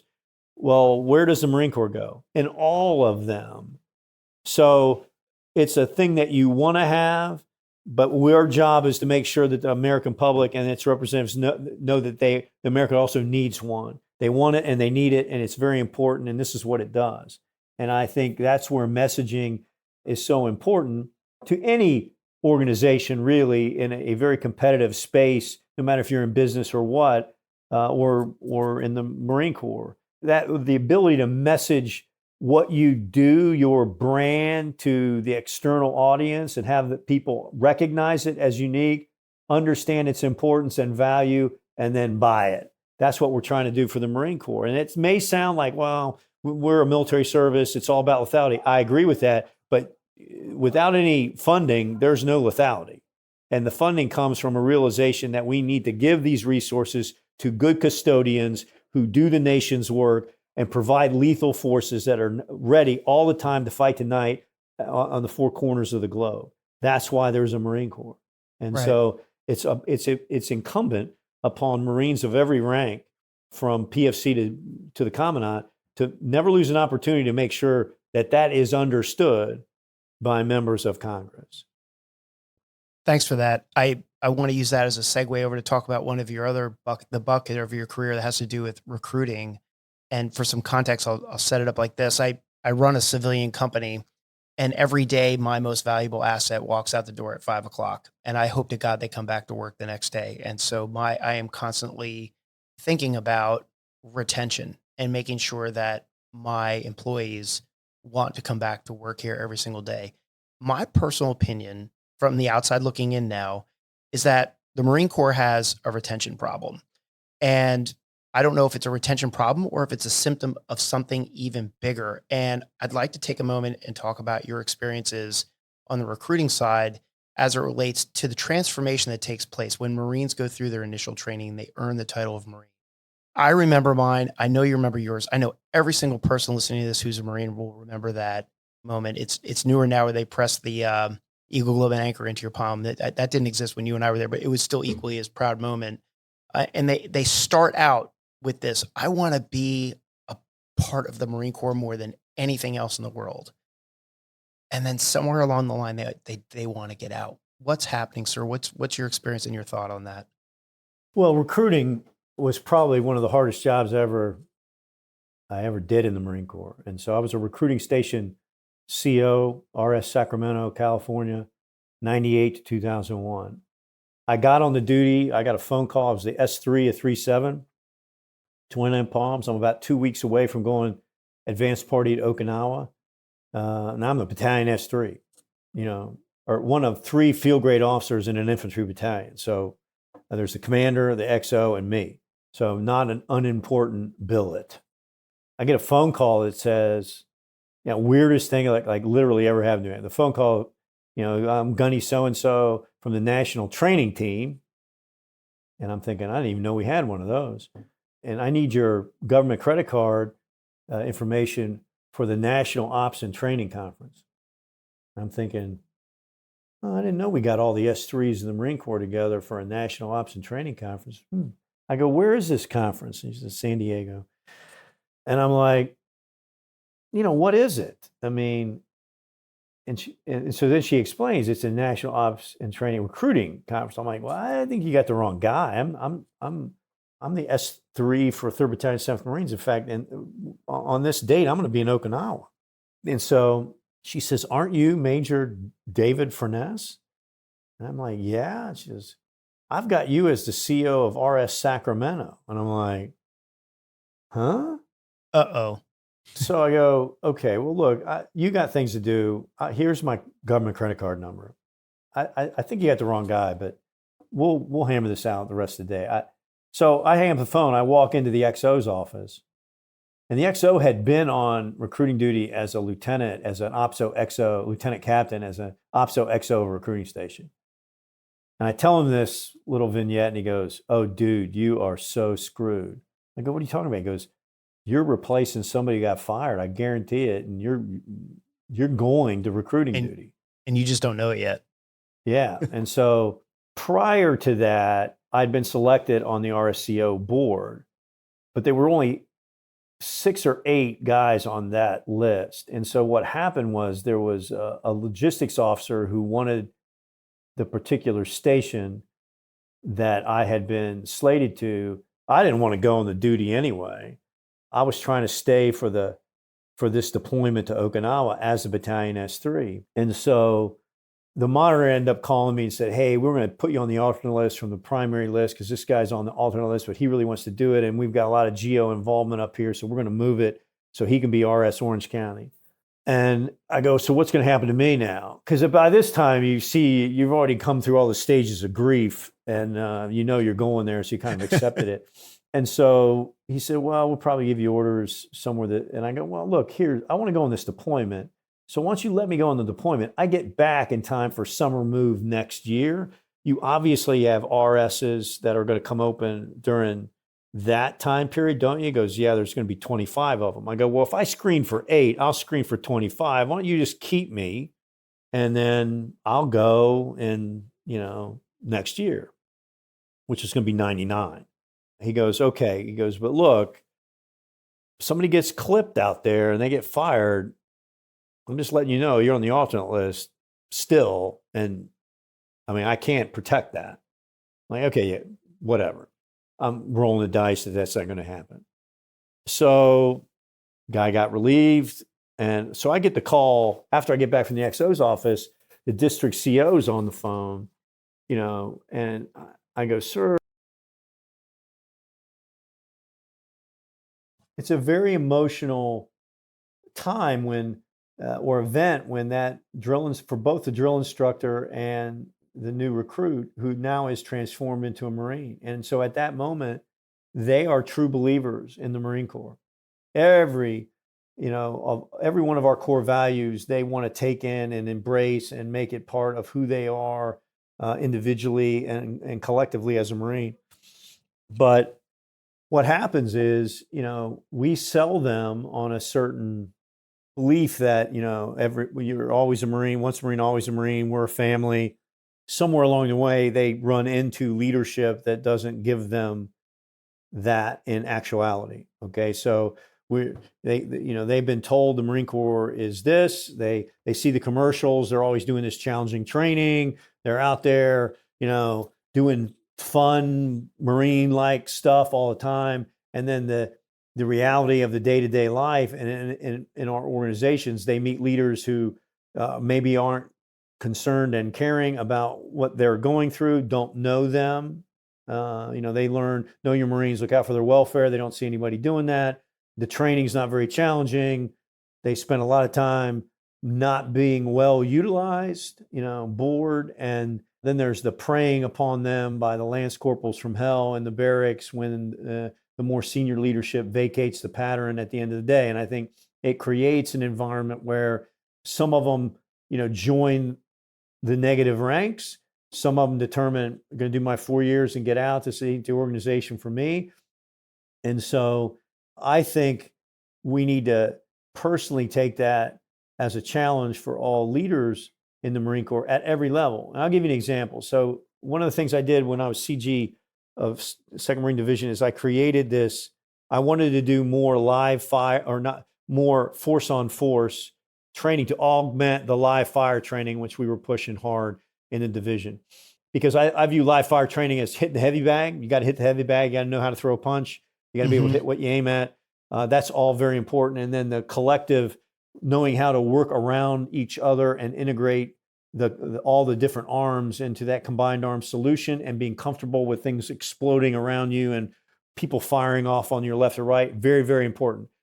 Additionally, what is important is the cognitive aspect of understanding the battlefield, knowing how to sense the battlefield, and knowing how to make decisive actions on the battlefield, which is more a cognitive training event than it is a physical training event.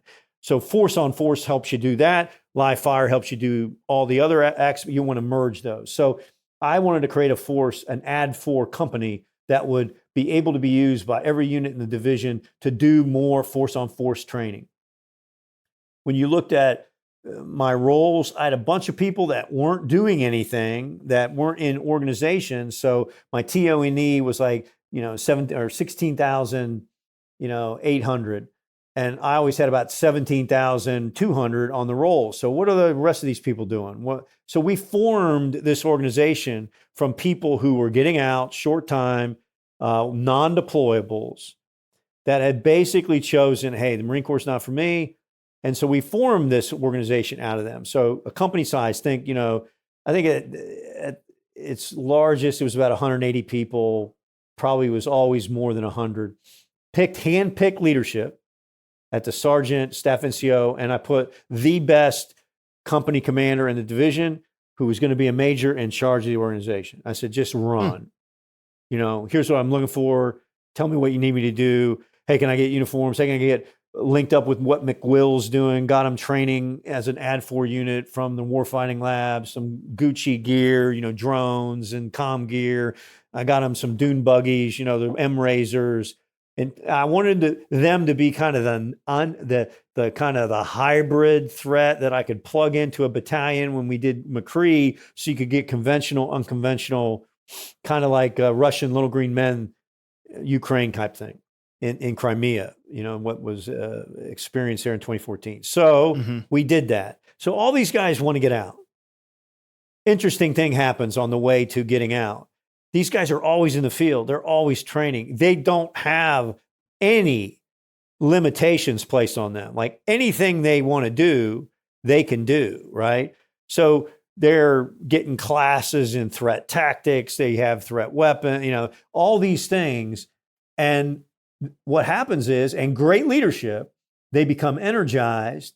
And when I start looking at stats for reenlistment, because I'm trying to get people to hit reenlistment goals that I've put on all the subordinate commanders to meet our reenlistment objectives, funny thing happens. The unit with the highest reenlistment rate is the AD4 company. Is it? Wow. So why is that? So I think part of our problem is you got to make being a Marine challenging. You got to make it enjoyable. You got to have great leaders. And if you do all those things and you're always training, you're doing what Marines are supposed to be doing, you're well led, people are teaching, coaching, mentoring you, people know who you are. This unit went from becoming AD4 to just a 2nd Marine Division unit. Word got out, and they were being requested by MARSOC and the SEAL teams, and which I said, you could do whatever you want, but my units supersede those guys. Okay, so if there's a conflict, you're going to say no to the SEAL team, 6 dudes, and MARSOC for the Raven X's, and you're just, because I built you for a particular purpose. I don't mind you doing that. I think it's great for the Marines. I think it's great for you. Knock yourself out. They went to NTC. They did a bunch of other stuff. They spent more time in the field training and fighting than any other unit in the division. And so they were really good at it. Their morale was off the chart. They loved doing what they were doing, and they wanted to stay in the Marine Corps. Huh. So that's great.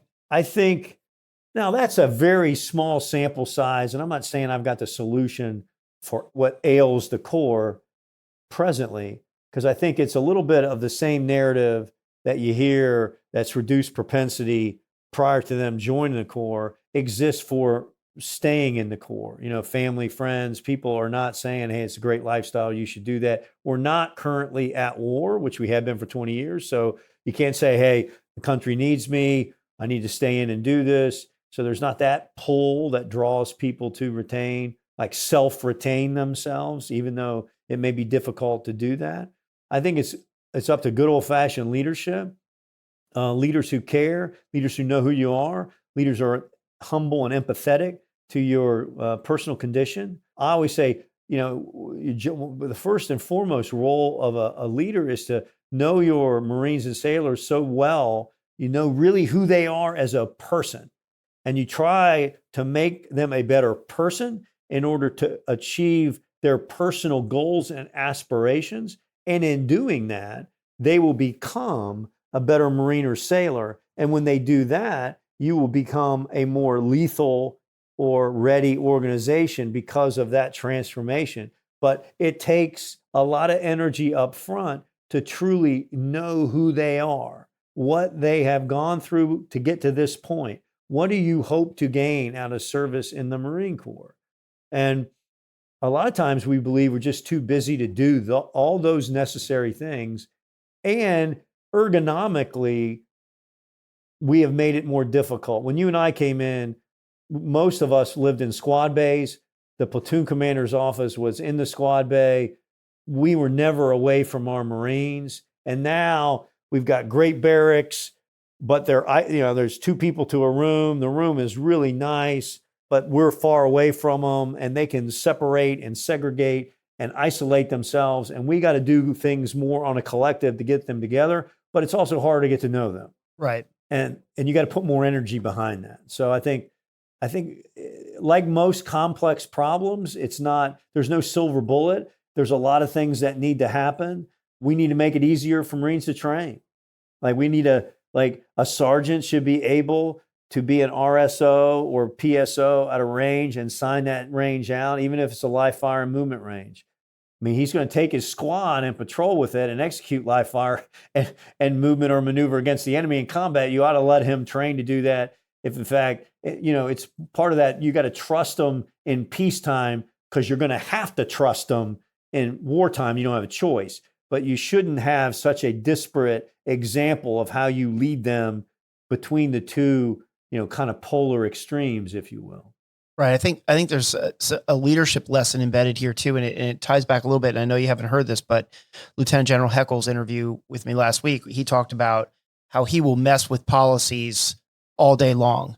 Orders and directives, a little bit more of a gray area, a little bit more challenging to mess with. And then, of course, there's the law, which is, he took an oath to uphold the law. And he classified in those 3 different things. I think there's a challenge out there for young emerging leaders that there needs to be a concerted effort to start challenging some policies that exist that inhibit training. Like you were saying, a sergeant can't be an RSO. And I've seen this take place because and you'll remember this, I rewind back to the 90s when you couldn't be a forward air controller unless you were a naval aviator. Remember that? And now we have corporals who are JTACs. So I know that policies can be changed radically at the institutional level. And maybe there needs to be a look at this from leaders across the spectrum of all the ranks and start challenging some of these policies that are inhibiting retention and making people just throw their hands up and say, I've just had enough of this bullshit. Right. So I'll give you another vignette. When I was onboarding to 2nd Marine Division, you go around all your different organizations. There's 19 battalions in the Marine Corps, or 19 battalions in the 2nd Marine Division. So it takes you a while to get around everything. The last unit I visited was the band. Okay. And I go in the band and to walk around their CP or the band room for the 2nd Marine Division band. And there's all these rehearsal rooms that are, in there, and there's people playing their instrument in their room. And I thought, okay, they're doing that. The boss is coming, they're showing off, whatever. And then there's rehearsal rooms, and you've got ensembles rehearsing. And so I asked the warrant officer, I go, did you guys just do this for me? And they're like, no, sir. When we're not at an event, and we do 250 events a year, the Marines get 6 to 8 hours a day on their instrument. And everybody's always impressed by musicians. Our musicians, they are truly professional. And they add so much to every ceremony, and they can do amazing things. When you go to their band concerts for Christmas and some of their events, you're just blown away by how good these young Marines are. Well, there's no doubt that they're good. I mean, just think how good your rifle company would be if every Marine got 6 to 8 hours a day on their instrument. And it was kind of like an aha moment. Like, I gotta do my best to get rid of all the training restrictions and push people to get that much training, when they're in garrison or when they're in the field, 6 to 8 hours a day on your instrument every day, 200 events a year plus. That's like training exercises. I mean, you've got to do that level, and the band's morale is off the chart. They love it. Yeah, that's great. So we got to make it more like that for whether you're a motor T guy or you're a maintainer or you're a machine gunner and 1-8, it doesn't matter. We got to make it challenging, that you get to do what you do in the Marine Corps a lot. And we need to make it easy to do that. So a lot of these policies and Marine Corps orders that make it harder to do that, we need to take a look at and see if we need to get rid of them. But we, put the onus on unit leaders to create environments where people feel free to challenge themselves. They get a lot of time on their instrument, and they get a lot of collective training reps and sets that in both the like hitting the heavy bag, the live fire vent, and also the cognitive bag of making decisions in a very confusing force on force environment. And the combination of those will lead to a very elite, lethal, high morale, well-led organization that in my mind cannot be defeated on the battlefield. Right. Great opportunity to segue over to your time in the division. You know, one of the distinct differences with my experience in the civilian world is between the Marine Corps is that we talk a tough game about firing people in the Marines. And personally, I've seen more firings take place in a 12-month period in my civilian career than I ever saw in my entire career in the Marine Corps. I would like to use that to guide a discussion on the topic of your 2019 basic daily routine letter that you published in your division. And I know we talked about this before, and you said it was okay to introduce the subject for people who don't. I would give a little background so people know what we're talking about here. But you published a policy letter detailing a new basic daily routine across the division because of what you identified as a significant decline in discipline among Marines and sailors in your division. And the policy letter from 2019 stated, I'm going to quote it, "We have allowed Marines and sailors to walk around with long hair, non-existent or poor shaves, unserviceable boots and utilities, and inappropriate civilian attire." Quote. Again, there are weeds growing amongst our buildings and workspaces and trash is everywhere, except for the dumpsters where it belongs. There was a significant amount of blowback in some blogs and opinion pieces that came out on the internet that this was an example of micromanagement. And there's been a good deal of recent digital opinion surrounding the lack of accountability on the senior officer level as a not associated with your BDR, but just in general. And so my question is, why didn't you simply hold your 19 battalion commanders that you said, or their regimental commanders accountable to your expectations on discipline, and then just start firing people? And if you were given a time machine to go back in time, what, if anything, would you have done differently given the deteriorating discipline across the division? As an aside, not that this was in your letter, I have heard many stories about how there were Marines in the chow hall in their pajamas. So that was there too. Yeah, there was that. So I think it's important for leaders to always have feedback mechanisms, because the higher you go, the more homogenized your information. People, I'm not saying they want to keep bad news from the boss, but they want to homogenize the news that the boss gets for what they believe is his own good or her own good. And so what I found, and I've been doing this since I was a company commander, is wherever you believe the rubber meets the road, you need to talk to people that are at that location about what's really going on. And what I found is the more junior the Marines, the more free they are to tell you the baby's ugly. And then you get the unvarnished, non-homogenized ground truth. So I had a sergeant's council that I established that was, one sergeant handpicked by the battalion commander from their organization that represented them. It wasn't a parallel chain of command. They had to report back what we talked about. We published kind of the minutes of here, this is what went on. I kept the commanders informed, but I found it necessary to hear what sergeants had to say about what's going well, what wasn't going well, what needed to be fixed. And also they could hear from me what I needed their help on. So it was a two-way street information flow organization. So I had noticed this from day one, and I'm trying to deal with it individually. It's not getting better fast enough. And so I asked the Sergeant's Council am I just an old crank, or are they seeing the same things that I was seeing? They said, absolutely, sir, you're spot on.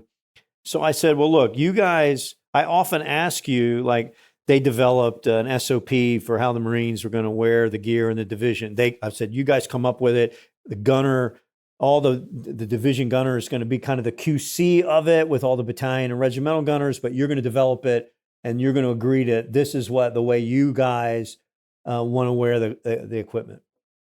And they did it. So I said, I need you to go back. What are we going to do about it? You need to come back to me with things to change the narrative of this. Where do you think we need to go to fix this problem? I give you 2 weeks. So they come back with this letter. Now I'm an English major and a history major, so I had to do some grammar corrections, but very superficial, not anything in content or tone. And I said, well, why do you think this will help? And so they explained themselves, and pretty much what they said was that the advent of the PAC order, the Prohibited Activities Order, which we published on the backside of Marines United scandal, Right. had caused the staff NCOs to retreat from the barracks and, the daily supervision of Marines, and that the staff NCOs would not support them to do these things unless my signature was mandating it, providing top cover for these kind of activities.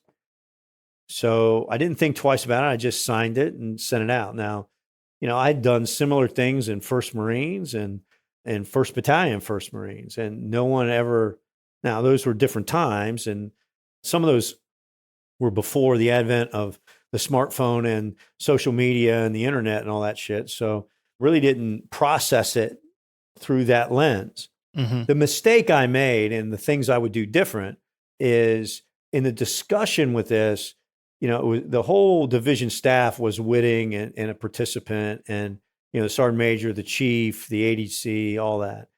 And they were supportive, and battalion commanders. What I didn't have my PAO involved. And that was a huge mistake on my part, because there was no, had I looked at this in hindsight, what I would do if I was coming out with a new initiative, I would, I'll use the term market it better. But what I did, and after the blow up, I said, okay, obviously people don't understand why I did this, so I have to explain myself. So I developed a presentation that helped explain myself and, what the end states that I was trying to achieve through these methods. And I gave it to every, sergeant and above in every organization, so all 19 battalions. Took a month to do.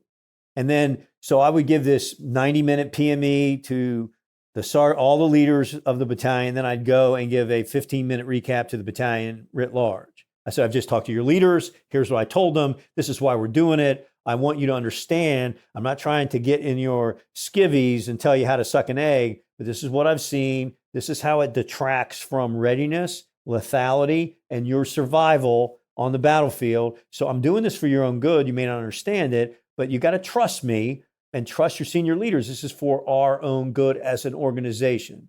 And, as I was, you give presentations, you start seeing people and their heads start to nod, and I'm like, okay, I get it. I should have done that first and then put the letter out. Okay. And so I completely reversed that. So it was an uphill battle, but I basically got buy-in post flare up. And you also got to recognize that there was very few people in the division that were on those sites, yelling and screaming about what was happening. It was people outside who didn't know what the deal was.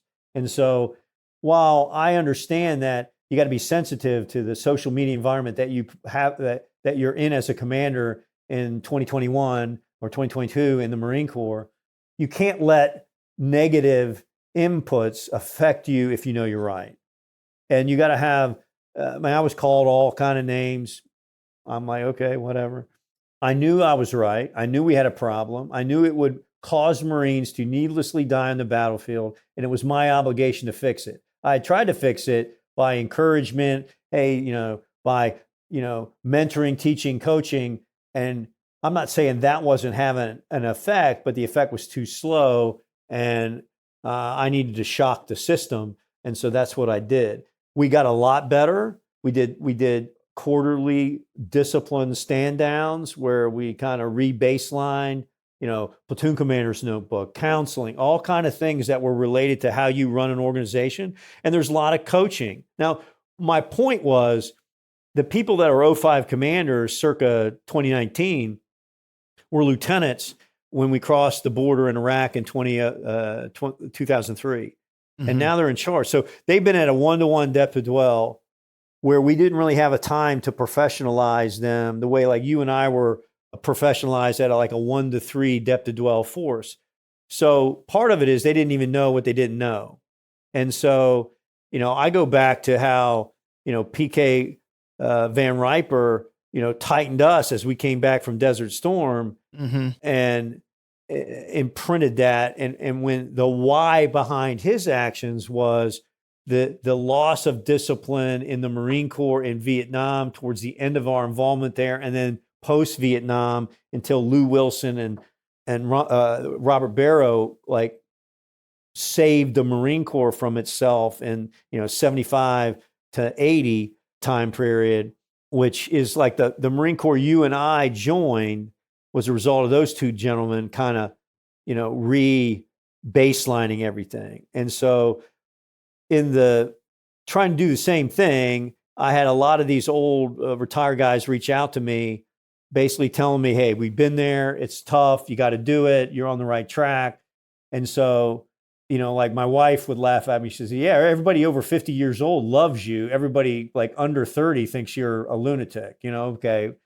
But you have to believe that you're right. And I think and you believe that based on your education, your training, your experience, and the mentorship you receive from senior Marines. And so part of these stories you hear, like in the 2nd Division during Barrow's time, one of the CG right before Gray was General Toomey. And they called him the Gunny, okay? Because what he mandated, part of this is how we're going to get re-green my division, is you had to do an hour close order drill every day, marching to and from the chow, mandatory. I mean, so it was really putting the division back in boot camp. What happened when you talk to guys like General Zinni, who was Captain Zinni at the time, he said, we all started to feel a little bit of pride in how we were a little bit, harder organization than everybody else. And things got better. And so then Al Gray comes along, and you talk to Al Gray and say, could you have done what you did operationally with the division to kind of develop maneuver warfare concepts, tactics, techniques, and procedures, and kind of institutionalize that in the division had it not been a disciplined force when you arrived based on what Toomey had done in the 3 previous years? He says, absolutely not. I wouldn't be able to achieve anything like that. So, they could call me the company gunny if they want to. I didn't make them do close order drill. I thought about it. You're right. Because I just think, what I saw in my 7 combat deployments was the most disciplined units were the most combat effective. And they didn't do what I call own goals. They didn't kill themselves. It's hard enough to stay alive when the enemy's actively conspiring for your demise. You don't need to make it any easier for him by doing it to yourself, through not doing things you were trained to do or actually doing things you were told not to do, okay? And what I saw was we did a lot of that in Iraq and Afghanistan. So what I came away from those experiences is that you can't be too disciplined, that these procedures, processes, most of them were developed, written in blood, so to speak, like NATOPS manuals. Yeah, you can violate this, but you're probably going to crash your airplane because that's why this rule's here. So these things need to be understood. They need to be taught, coached, mentored, trained to, and then there's a standard they need to be adhered to.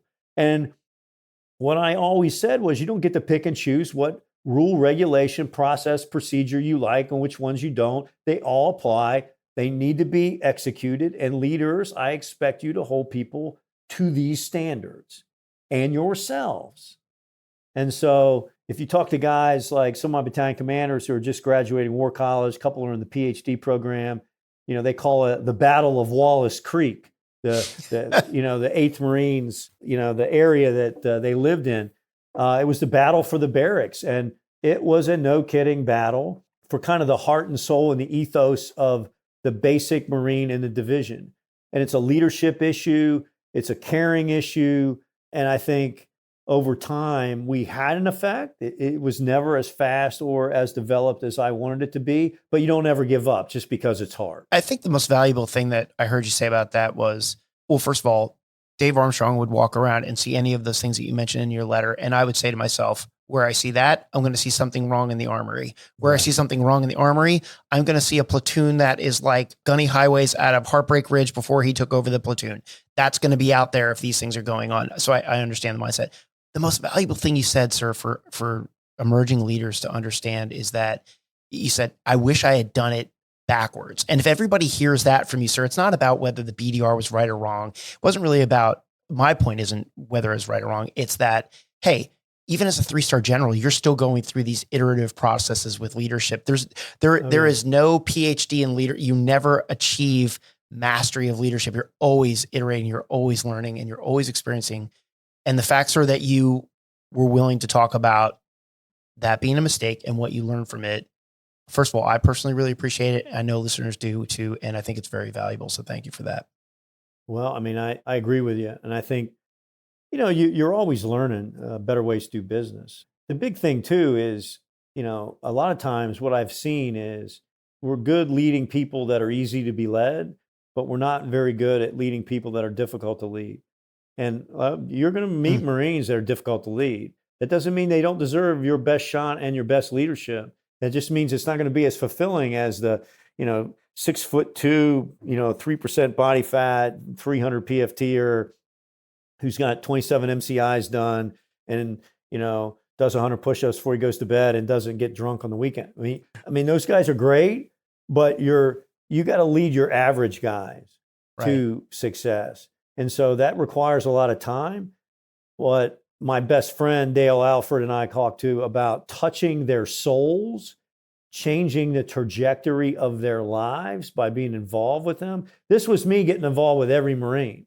Mm-hmm. And so I would walk around and supervise. And when I would see, I would kind of coach and correct after that. But what all those sessions did, and then I started it with, I just give the session for all my new joins.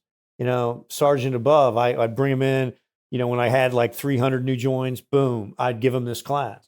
So they understood what we're talking about here. I think it did have an effect. And so here's what I'll give you. So what does it mean to your ability to fight? Because that's really all that matters to Marines. It's lethality. That's why we exist.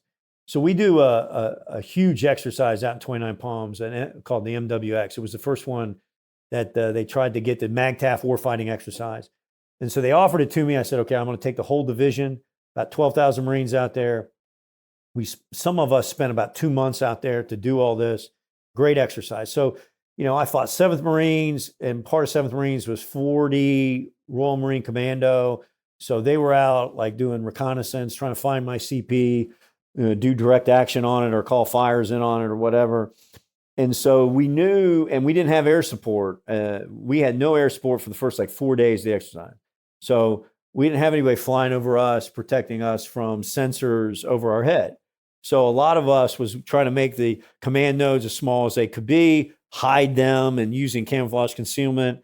And we were draconian in how we found good positions. We didn't move, and we didn't, noise discipline, light discipline, thermal coverings for generators and all this other stuff.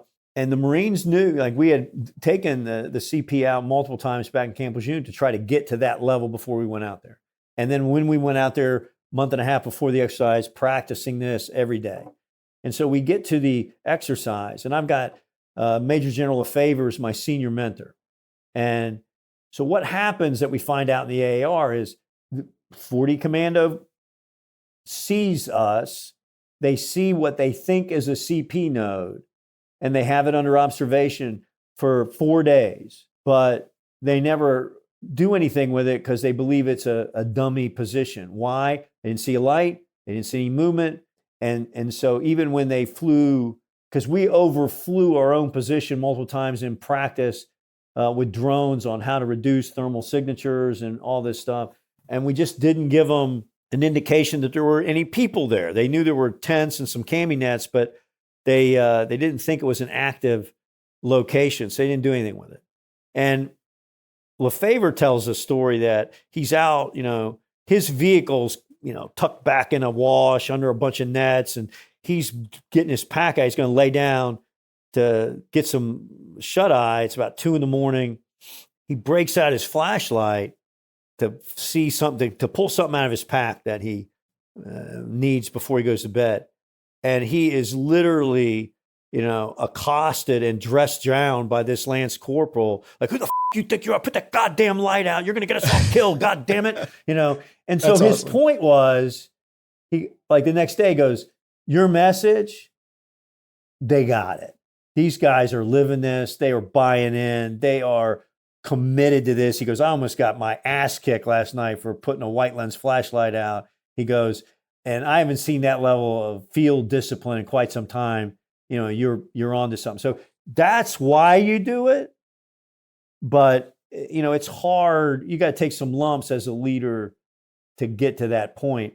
The other thing is, we shouldn't shy away from difficult problems. The other part of my leadership thing was what we did with post-traumatic winning, bringing Mike McNamara to every Marine division. I think we brought him there 3 or 4 different occasions. But my first 3 months in the division, I had 5 suicides. And I'd never had a suicide in any unit I commanded ever before. So I'm like, what's going on? So you bring all the mental health people in, they have no answer. They're great people, they're working their butt off, but they're overwhelmed by the problem. And so I asked Mike, who had done all Marine radio, and he was coming to some conclusions, and he's a personal friend of mine, so we talked a lot. And I said, would you, and I had served with him as an IOC instructor. So he came up with a class called The Decision that we used to give talk about decision-making strategies and models and what lieutenants need to understand about their role on the battlefield. Very kind of avant-garde, circa, 1991. So I knew he could conceptually get his hands around this issue. So he basically came up with this 3-hour program called Post-Traumatic Winning. And we brought him there the first week, full week of January after coming back from the holidays. And we did 3 sessions a day. Every Marine in the division sat through the 3 hours. And it was a game changer in the sense that, like, I've given a lot of PMEs, and even that leadership, class, nobody ever said, hey, sir, thank you. That changed my life. Now, no one comes up to the CG. Of course, they're trying to usually get away from me because I'm telling them, hey, why haven't you shaven? Your PT gear is not appropriate. Get it, whatever. And Marines are coming up going, thank you, sir, for that class. That was, we needed that, and I appreciate you doing that. And so I had guys who said, I didn't want to go to that thing, and I was resentful, and I'm telling you, it changed my life. And, when something bad happened to me a couple months later, I knew what to do because of this class, and I appreciate you forcing us to do this. So I go like 14 months without suicide after that. And so part of it is, it's not just a suicide class, it's a leadership class. It's how to get to know your Marines that you lead, how to find out about their story, telling them, hey, look, if you've had trauma, and most Marines have had some type of trauma in their lives, that we attract those people. They seek maybe the family that they never had. So we're bringing them in. We don't know they've had this. We don't look at the clues. And then something bad happens and you do the postmortem and it's all crystal clear. But what you find out is, if you had only taken the time to truly get to know these people, you might know about these and see the clue, but we don't. And so you try to engender greater understanding about leaders in a division to actually, hey, it's not an onerous requirement to get to know your Marines. It's a precondition to good leadership. And so I need you to do these things in order to get a handle on this particular issue. And then I didn't have another suicide until COVID, came up. And then we started isolating people, and I think that contributed something. And we had to stop all these type of group collective kind of sessions that we were doing that assisted us in trying to get after that very difficult problem. But it's all interlinked. I mean, if you want to retain somebody more, the first thing that you got to do is they got to know you care about them. Right. Individually and organizationally, care about them. To care about them, you got to know them. You got to be present in their life. And so, there's a great leadership YouTube video from Nick Saban, and I use a lot of clips from it. I think it was out of 2015, and he was talking to a bunch of insurance or salesmen or whatever. But he goes, if you want to build an elite organization, a truly elite organization, and Alabama football is the most elite college football program in the country. I don't like Alabama, but hey, results speak for themselves, right? Right. So he said, first of all and foremost, you got to have a vision. As a leader, you got to be able to articulate a vision of where you want the organization to be. Then you have to explain a process where individuals in this organization, this is what the organization stands for. This is where we want to take it. Here's your role. And this is what you have to do to make the organization successful. That's the process. And then, but the critical thing, he says, is you got to have the discipline to do it every day. And he goes, and he defines discipline as, he goes, you've already done it probably a couple times a day. There's things that you're supposed to do, but you don't want to do them, but you make yourself do them. And then there's other things that you want to do, but you're not supposed to do, and you don't do them. And in that space is kind of the moral standard code that you live by, that the organizational structure says this is how we operate for the good of the collective. That defines that space, and everybody holds everybody else accountable to that level of performance. That's where elite organizations are born and developed and sustained. And so you got to have a vision. You got to have a process to achieve the vision that's articulate, that's simple, that everybody can understand. But then you have to do the process. And it's hard because he talks about coaches want to be friends with the players. They don't want to enforce this. He goes, and he says, but then he talks about, I got 5 guys on the team. They never go to class. They loaf on the football field. He goes, I spend all my time with them. You spend all your time as a leader with the people who don't want to do the process. Mm-hmm. Okay. But you have to make sure that you always spend time with the other 98 people on the team that are doing everything you're asking them to do. And you need to have a relationship with them as well, so you can touch their soul. You can help them achieve their goals, aspirations, and dreams.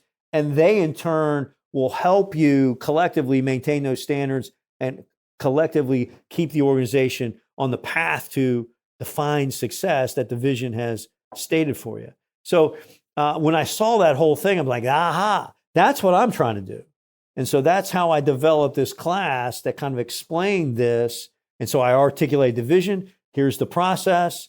And it's all about discipline. And then I brought other people to talk about discipline, little vignettes and audio clips. And, for everybody from, Jocko Willink to PK Van Riper. And, it's like, it's not just me saying this. This is general consensus of military professionals. This is important. This is why I'm making it important to you. And so, that was a tough issue. There were rocky roads. I could have done it a lot better by just having this first lieutenant in there. He said, sir, I could have done all this. We could have had all those news articles beforehand already, embargoed, launched, all those classes done. Then you put the letter out. Everybody understands it's no big deal.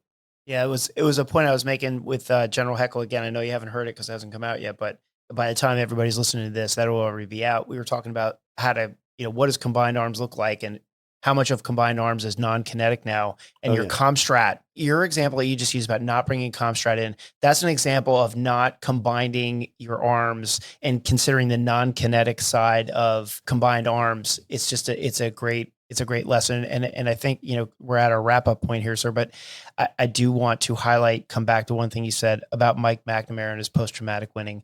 I've recently become better friends with Mike. I spent my time as a lieutenant hiding from you and Mac and Costantini and Kenny and you. I just, I had my face paint on all the time because I didn't want you guys to ever see me out there.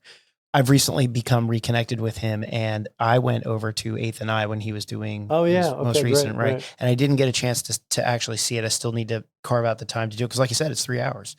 But when I walked up to him to say hi, he had a line of Marines standing there doing exactly with what you just said, which was this changed my life.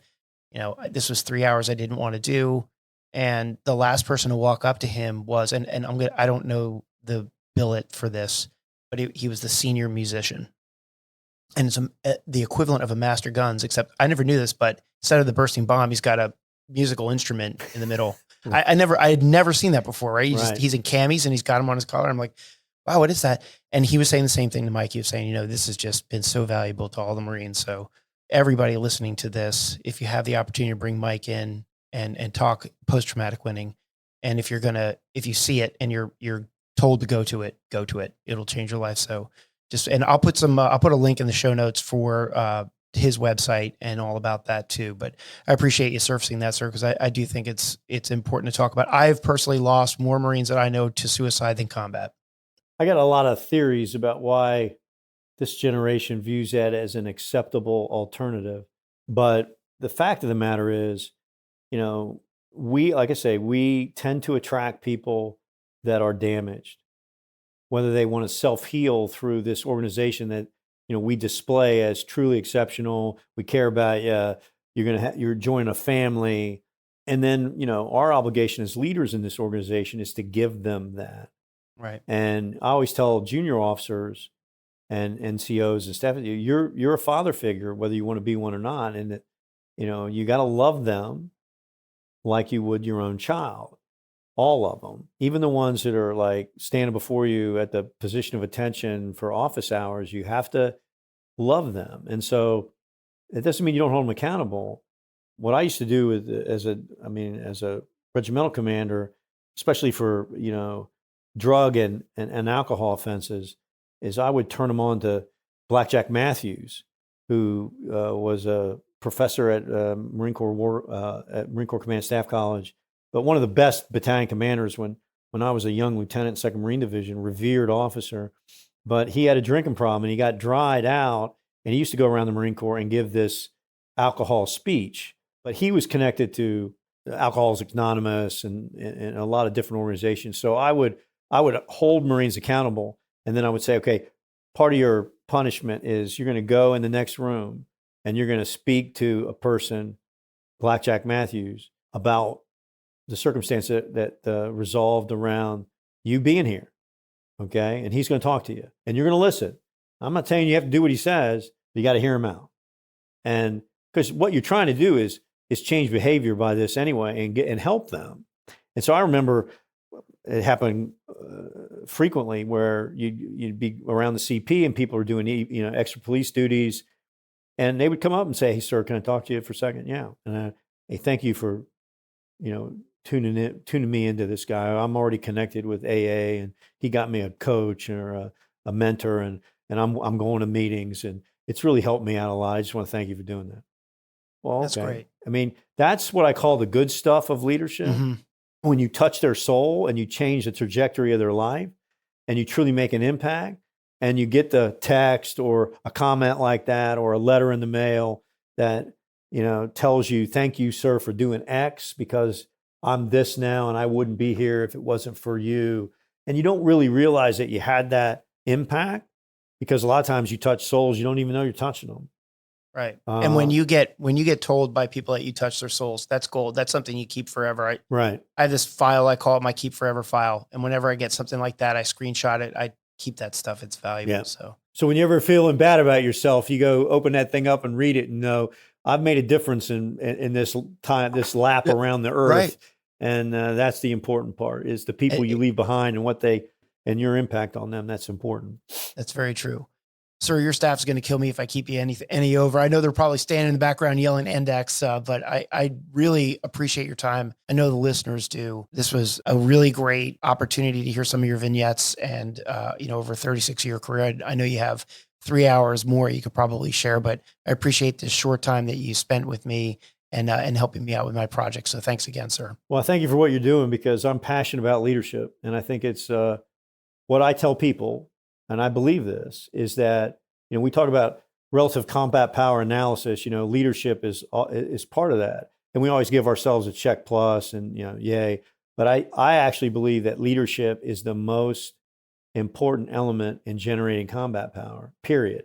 And I think you're seeing that in Ukraine today. I mean, a modern example of it, the better led force, where service members know leaders care about them, that service members know their leaders are professional. They know how to employ all the elements, of modern combined arms. They have trained them well. They employ them within their capabilities. They care about them deeply and take care of them. Those organizations can generate much more combat power than poorly led organizations that are also poorly trained.